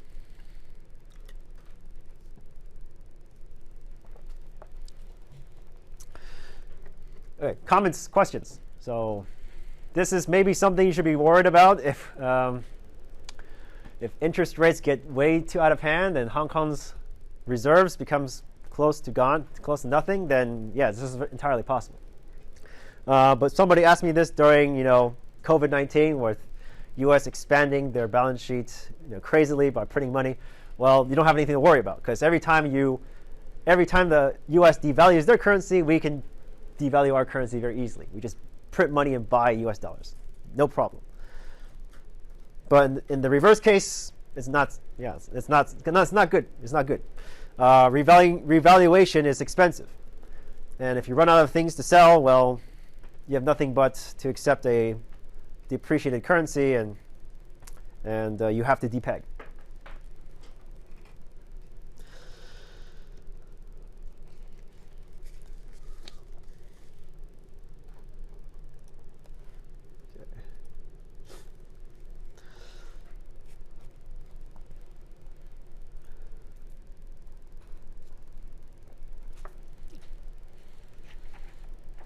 All right, so the last thing I want to talk about, or last two things I want to talk about, is just analyzing the announcement effect of a currency devaluation, and also how to use devaluation as a way to escape what's called the liquidity trap. So announcement effect of currency devaluation is, again, something that you can analyze on your own. I kind of forced you guys to do this in your midterm, so let's just do it together. So just the announcement effect will change expectations, and just know that when you have a pegged exchange rate, when expectations change, central bank has to react immediately to maintain that peg. Okay.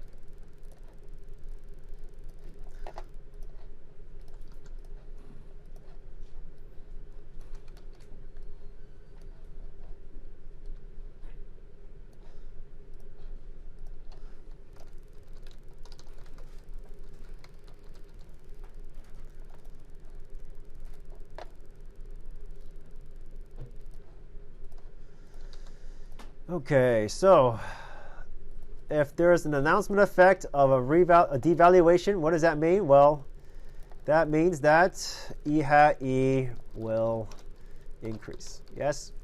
And EHAE increases, then UIP, the hypothetical UIP, will have to increase, yes?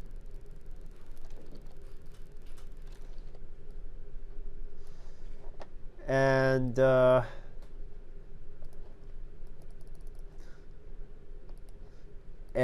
if you are credible, if the central bank of this country that's devaluing the currency is credible, then the spot exchange rate will immediately jump to its levels, okay, to this new level. But it's very likely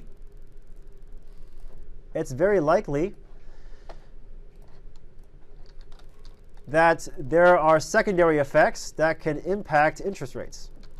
As you analyze in the homework assignment, it's possible that an announcement of a devaluation can impact exports, right? In the case of China, they just announced that their currency is weaker. That can potentially drive up exports. And there could be an output effect.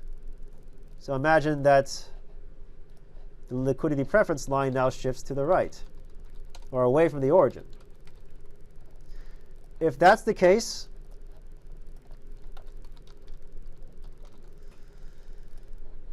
if there is no intervention whatsoever, the new peg is not going to be satisfied. And so what they must do is to move the interest rates back over, right, to its original spot. And they can do this by, as you know, expanding monetary supply.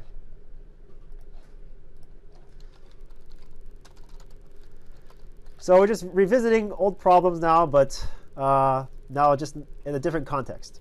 Okay. So this is not particularly interesting. Again, short run and long run analysis. You just have to know that no matter what happens, central bank has to maintain the new peg. Right. So in the long run, money supply is undone. So interest rates back to normal. And so our long run scenario is just back here. If the output effect is temporary, okay. So in this case, I'm assuming that this is a temporary scenario, temporary output effect.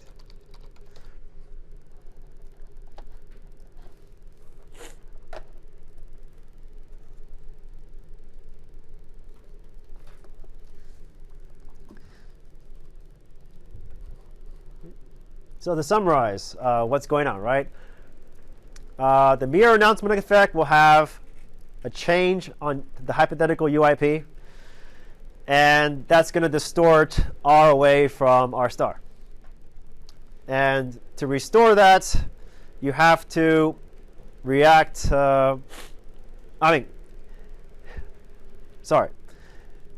the mere announcement effect will change the spot exchange rate to the new level. Okay, but if there is secondary effects from this announcement that changes, for example, output, that's going to distort R away from R star. If that's the case, you have to undo this now positive premium, right, somehow. And that has to be done through changes in the money supply. So in the case in which you have a secondary positive output effect, monetary policy must be used to restore R back to R star.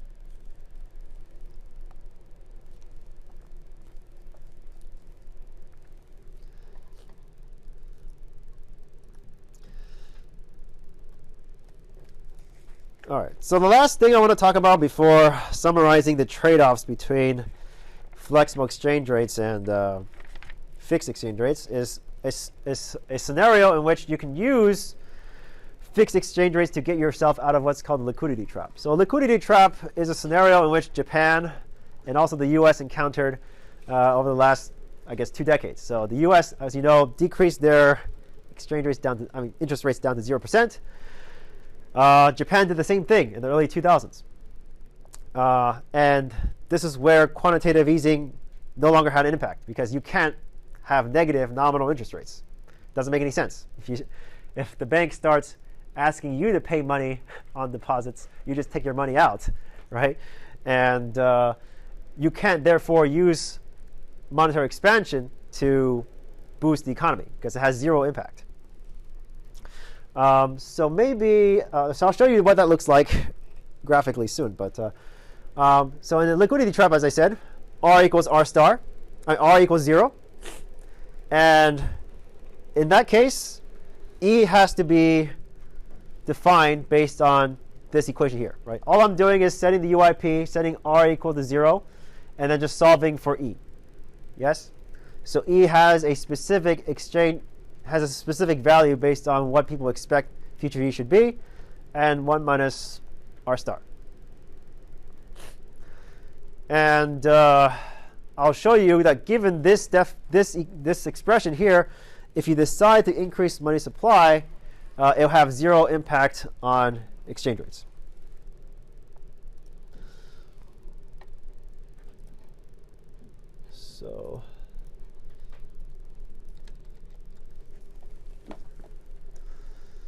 So this is going to look a little bit different. So DD schedule still looks the same, but in the zero lower bound, in which money supply no longer has an impact, this is the line, right? This line is E equals E hat E over 1 minus R star. Yep. And when you decide to conduct quantitative easing when interest rates are already 0, you're just shifting this curve this way, okay? Just like that, okay? Why? Well, let me explain to you why.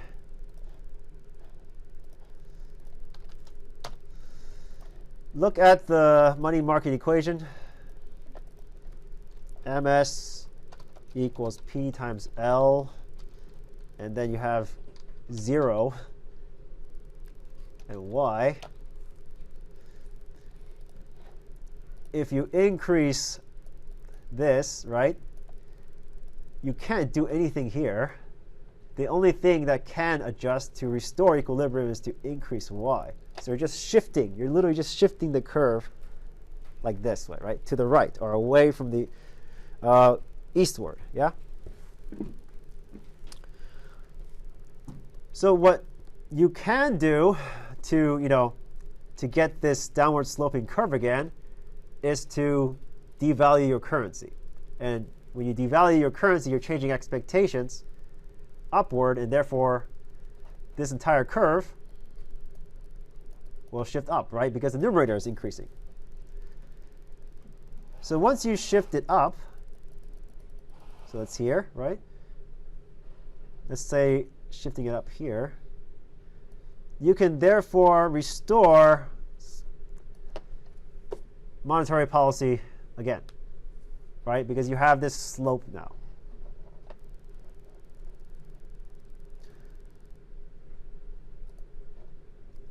And let's call this E prime equals to E prime, E hat E prime over 1 minus R star.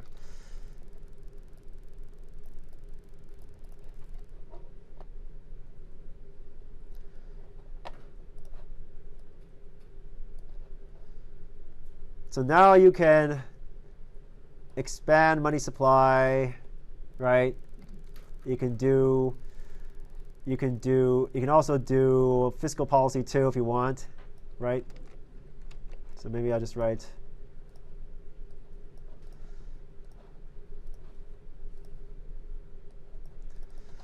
once you are out of the liquidity trap, you can conduct fiscal you will have recovered fiscal and monetary policy tools.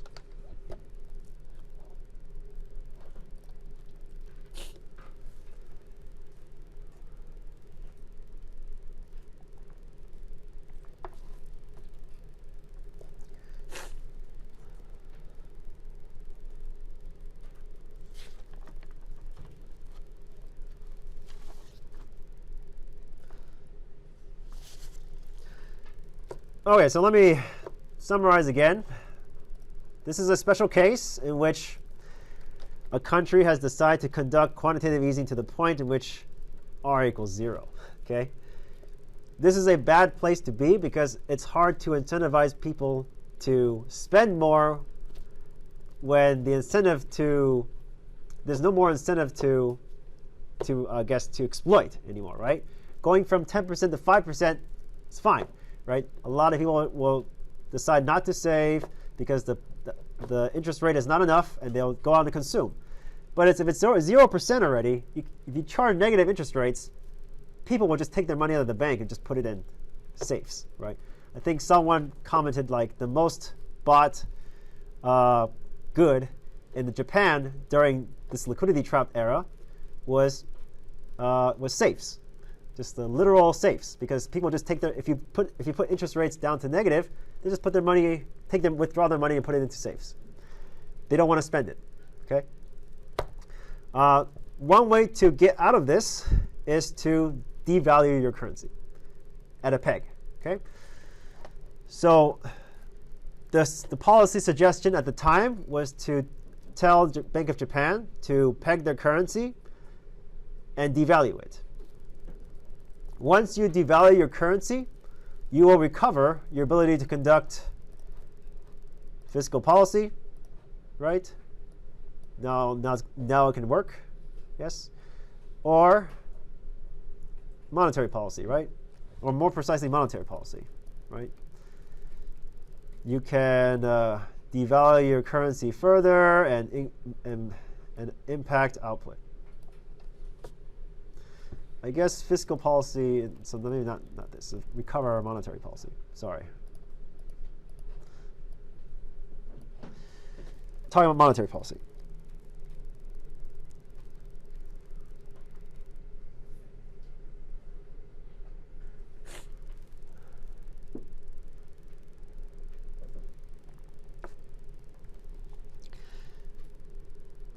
So this is just one of the virtues of a pegged exchange rates. It's a commitment device to kind of guide expectations in a direction. And once you've guided expectations to, for example, an elevated fixed exchange rate in the future, you can then again take advantage of additional monetary policy at your disposal. But this is a special case in which you have a liquidity trap, right? And as far as I know, I don't think any country has done this, but this is theoretically possible.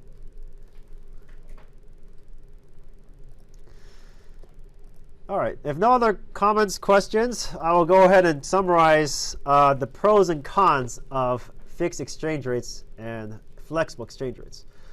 So as you all know, fixed exchange rates is primarily adopted by emerging economies and the non-G8 countries. The reason is because these countries have less credit worthiness, right? With less credit worthiness, they need a commitment device from not printing too much money. And this is where a fixed exchange rate can signal that they want to make their currency more credible. So in other words, it's a disciplining device for central banks not to print too much money, right? Not to give them infinite refinancing ability. That's not good, okay? With fixed exchange rate, it's also one way to establish international trade with other countries, right? If a country wants to do business with another country, one way to say, well, let me peg my currency to your currency, and so our economies are moving together. If they're moving together, you can imagine there's a way to, incentivize FDI, foreign direct investments, and so forth. But there can also be downsides as well, right? If your countries are similar, this is a good thing, right? If your countries are similar and you fix your currency to another country's currency, then it's fine. But if your economies are totally unrelated, pegging your currency is forcing your economies to suffer shocks that you don't want to be exposed to, right? So think about like the EU, right? The currency union, right? Once the EU was adopted, the euro was adopted, and we experienced the financial crisis, we had countries like Greece, Portugal, Spain, all these, the pigs, right? These countries experience a sovereign debt crisis. And these economies are obviously less developed than Germany and France and so forth. All these developed countries within the EU was therefore exposed to this new source of risk because their economies are totally different. And there was a problem. So while joining a currency union and essentially pegging your currency to a global a trade bloc currency is good to incentivize cross-border trades, but it's also exposing yourself to macro fluctuations from your weakest link, essentially.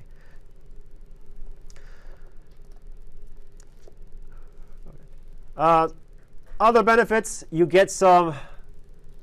obviously you get stability. So Hong Kong example, it's very predictable what the price of US dollars should be in Hong Kong. There's no question about it. There's no future uncertainty about it. Everyone believes that there's no disagreement about what the price of US dollars in terms of Hong Kong dollars should be 10 years, 20 years from now. Okay?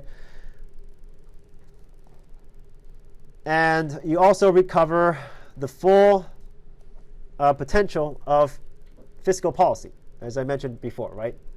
I showed you in the graph, if you don't intervene with monetary policy to restore the peg exchange rate, you have to suffer the crowding out effect from the current account, the strengthening of the domestic currency, right?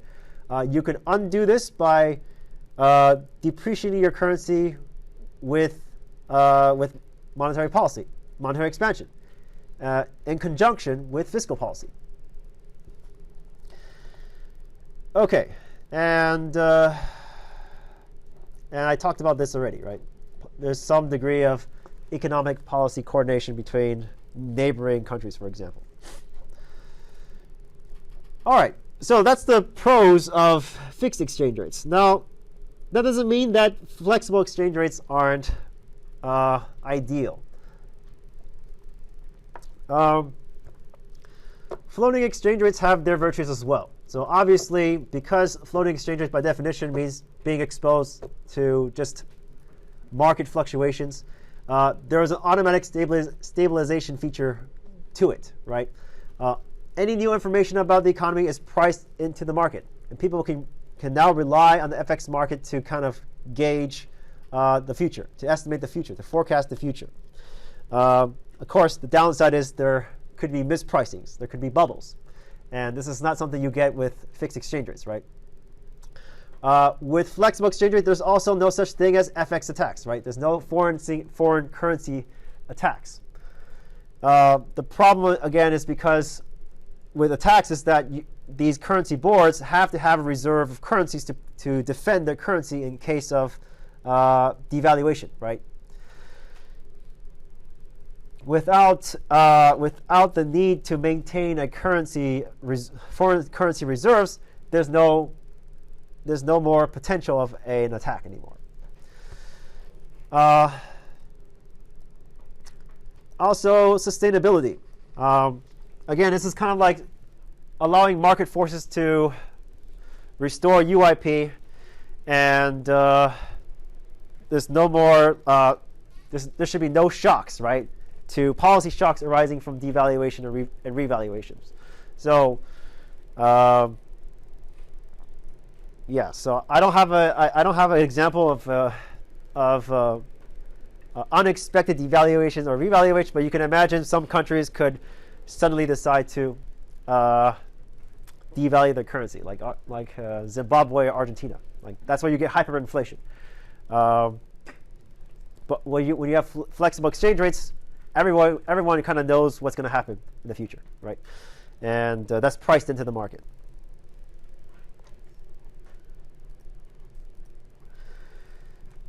Okay. So under floating exchange rates, you get monetary autonomy. So monetary policy becomes a tool to affect output. And interesting enough, you can also argue that floating exchange rates facilitates economic coordination as well.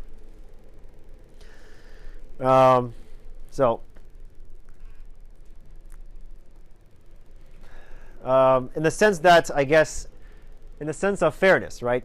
So this is what symmetry means. So if you have pegged exchange rates, you can obviously argue that if you have pegged exchange rates, then you can devalue your currency at will. And that's kind of unfair to some extent. In a symmetric world where every currency is just floating to whatever market forces there are, then really there's really no way for, I guess, a country to get an unfair advantage, right, from devaluation. It's a competition based on how cheaply or how efficiently you produce goods and services, and based on that competition, that's what drives the strength or weakness of your currency, right, as opposed to artificially changing the value of a currency from flooding the supply of foreign or domestic currencies. All right, so that's the pros of each of these fixed versus floating exchange rate regimes. So whether you decide to choose one or the other, there are implicit trade-offs. And they come from these three dimensions that I kind of hinted in the beginning. So let me talk about these three features, okay, that basically every country wants, okay, but they can't have it all, unfortunately. So the number one choice that every country wants, feature of a financial, of a currency exchange rate regime that everybody wants is capital mobility. You want, from an investor's perspective, you want to be able to move your money to a country that has very good investment opportunity, right? And if you're a country with lots of potential, you want that money to be able to flow easily. So that's what's called capital mobility. Number two is exchange rate stability. This is just price stability. If you have fixed exchange rate, you get price stability, of course. But again, that comes at a cost, right? Which you already know, right? You have to defend your currency in case of FX attacks. You have to be prepared to use monetary policy to maintain that peg, etc. And lastly, monetary policy autonomy. So that's the ability to change money to supply to satisfy your, internal governance needs, right? To maintain full employment, to incentivize savings or whatever, right? To change interest rates at will. You can't do that with you have a pegged exchange rate, but you can with flexible. So let's go through selecting each of these choices and then realizing you can't satisfy the other. Okay, so look at example one. Suppose we decide to choose a fixed exchange rate regime and we want capital mobility. So we want this and this. Well, just by choosing this one, you know that we can't have monetary policy autonomy, because anytime there's exchange rate change pressures, right, pressure to change the exchange rate, monetary policy must be solely dedicated to maintaining that level or that peg, right? So by choosing 1 and 2, you must give up 3. Example 2. Suppose we choose capital mobility and freely conducted monetary policy. So 1 and 3. If you choose 1 and 3, obviously you can't choose 2 because doing monetary policy will change exchange rates. So you must accept volatility in the FX markets if you want to accept monetary policy autonomy. And lastly, example 3, suppose we choose a fixed exchange rate and also freely conducted monetary policy. That's 1 and 3. Well, if you want this and this, then, 2 and 3, you have to be able to control the inflow and outflow of currency, right? This is China, right? The last one is China, basically. They want monetary policy. They also want a quasi-pegged exchange rate, right? Managed exchange rate. Well, you can't have both of them unless you can control the outflow of currency, right? If interest rates get better, right? If interest rates get better elsewhere, outside of China, for example, but you also want people to keep their money invested in China, well, you have to restrict capital, right? You have to restrict capital.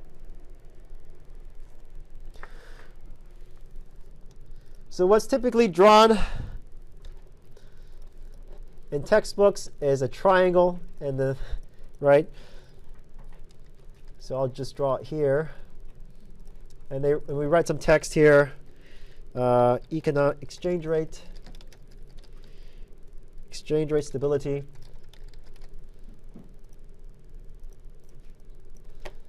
And here we write monetary policy autonomy and capital mobility. The point of drawing this triangle is to highlight that if you choose 2 from any side of this triangle, you must give up the other side, right? So if you choose exchange rate stability and monetary policy autonomy, you must give up capital mobility. In the case is China, right? You have to keep money in the system. Then you have to restrict outflow of currency. If you choose exchange rate stability, capital mobility, well, then you realize that all of monetary policy tools that you have at your disposal must be dedicated to maintaining the pegged exchange rate. And lastly, if you choose capital mobility and monetary policy, well, you have to experience volatility in the FX markets. It's just something you have to take.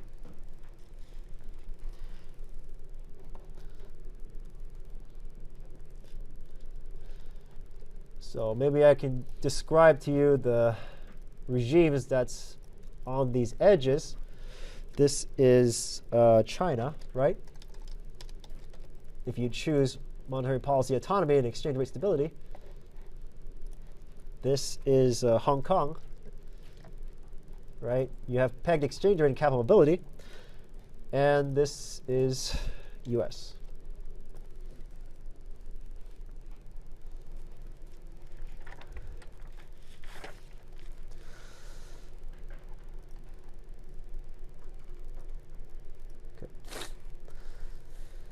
All right, so in history, we obviously had different combinations of these changes in priority over these features that we talked about in the FX market. So let me write some numbers here. So I'm going to label this 1, 2, and 3. Okay. So 1 is capital mobility, 3 is policy autonomy, and 2 is exchange rate stability. So over the years, under the international gold standard, as you know, we had pegged exchange rate and free flow of capital mobility. Yeah. So that's 1 and 2. That was what the system was back then. As we moved to the early interwar period, we had 1 and 3, capital mobility and autonomous monetary policy. And under the Bretton Woods system, we had 2 and 3.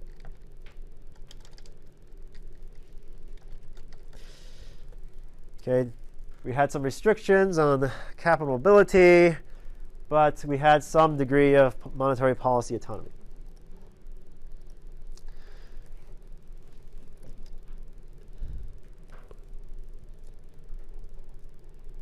Under the later Bretton Woods system, we had 1 and 2. International monetary system since 1973, that's 1 and 3. And if you just look at the EU itself, well, maybe it's 1 and 2.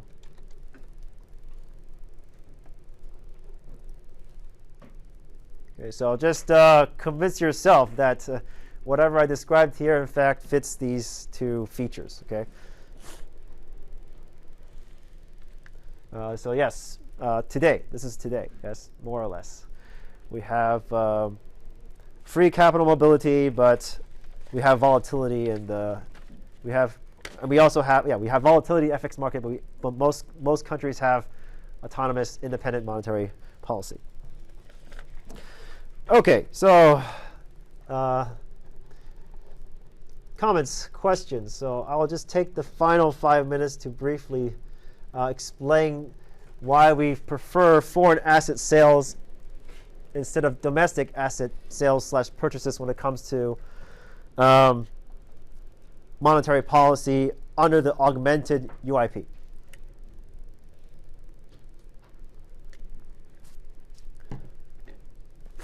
Okay, so suppose you have a central bank that wants to increase money supply. So there's 2 ways to do this, right? One is to buy U.S. assets, right? This is something we've all know since week 3 or 4, right? You can expand the liability side of the balance sheet of the central bank, print money, right? If you're the Federal Reserve, and you buy treasuries. Yes, that's how you increase money supply. Well, alternatively, you can think about, well, maybe we don't buy domestic assets, we decide to buy foreign assets. How do we do this? Well, let's think about the case in which we're thinking about China, for example. So you can create US dollars and we buy Chinese yuan. So we expand the liability side. We remove foreign money supply from the system, so it's decrease. And then we use the Chinese yuan to buy Chinese assets. So let's just say we buy Chinese bonds. So this part is gone, right? So we just expanded money supply on the Federal Reserve, and we expanded the asset side with Chinese assets. And therefore, there's no change in R star or MS star, yes? So why would you do this instead? Well, because of this, yes? So if you change the private holdings of domestic assets, this can change the relative risk premium on domestic deposits. So if you decide to buy treasuries, for example, in the US, if you buy treasuries, you are removing private holdings of US treasuries. And that's going to actually undermine the effects because E has to move in the opposite direction, right? E is going down. E is the domestic currency is going to appreciate if you remove domestic assets, private holdings of domestic assets, right? Under this augmented UIP equation. And therefore, rather than buy domestic assets, we focus on buying foreign assets to avoid this issue, right? We don't want to screw with this equation here, right? This equation should move in the same direction in which we want to move E, right, through money supply. So if you buy foreign assets, then this will move in the same direction. E will move in the same direction because this will be increased, right? And yeah, so that's why we focus on foreign assets.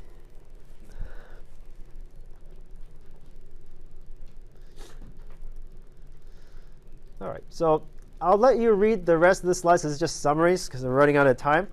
But this basically concludes our exchange rate modeling. So maybe if I have time next week, I'll talk about these things if people have questions.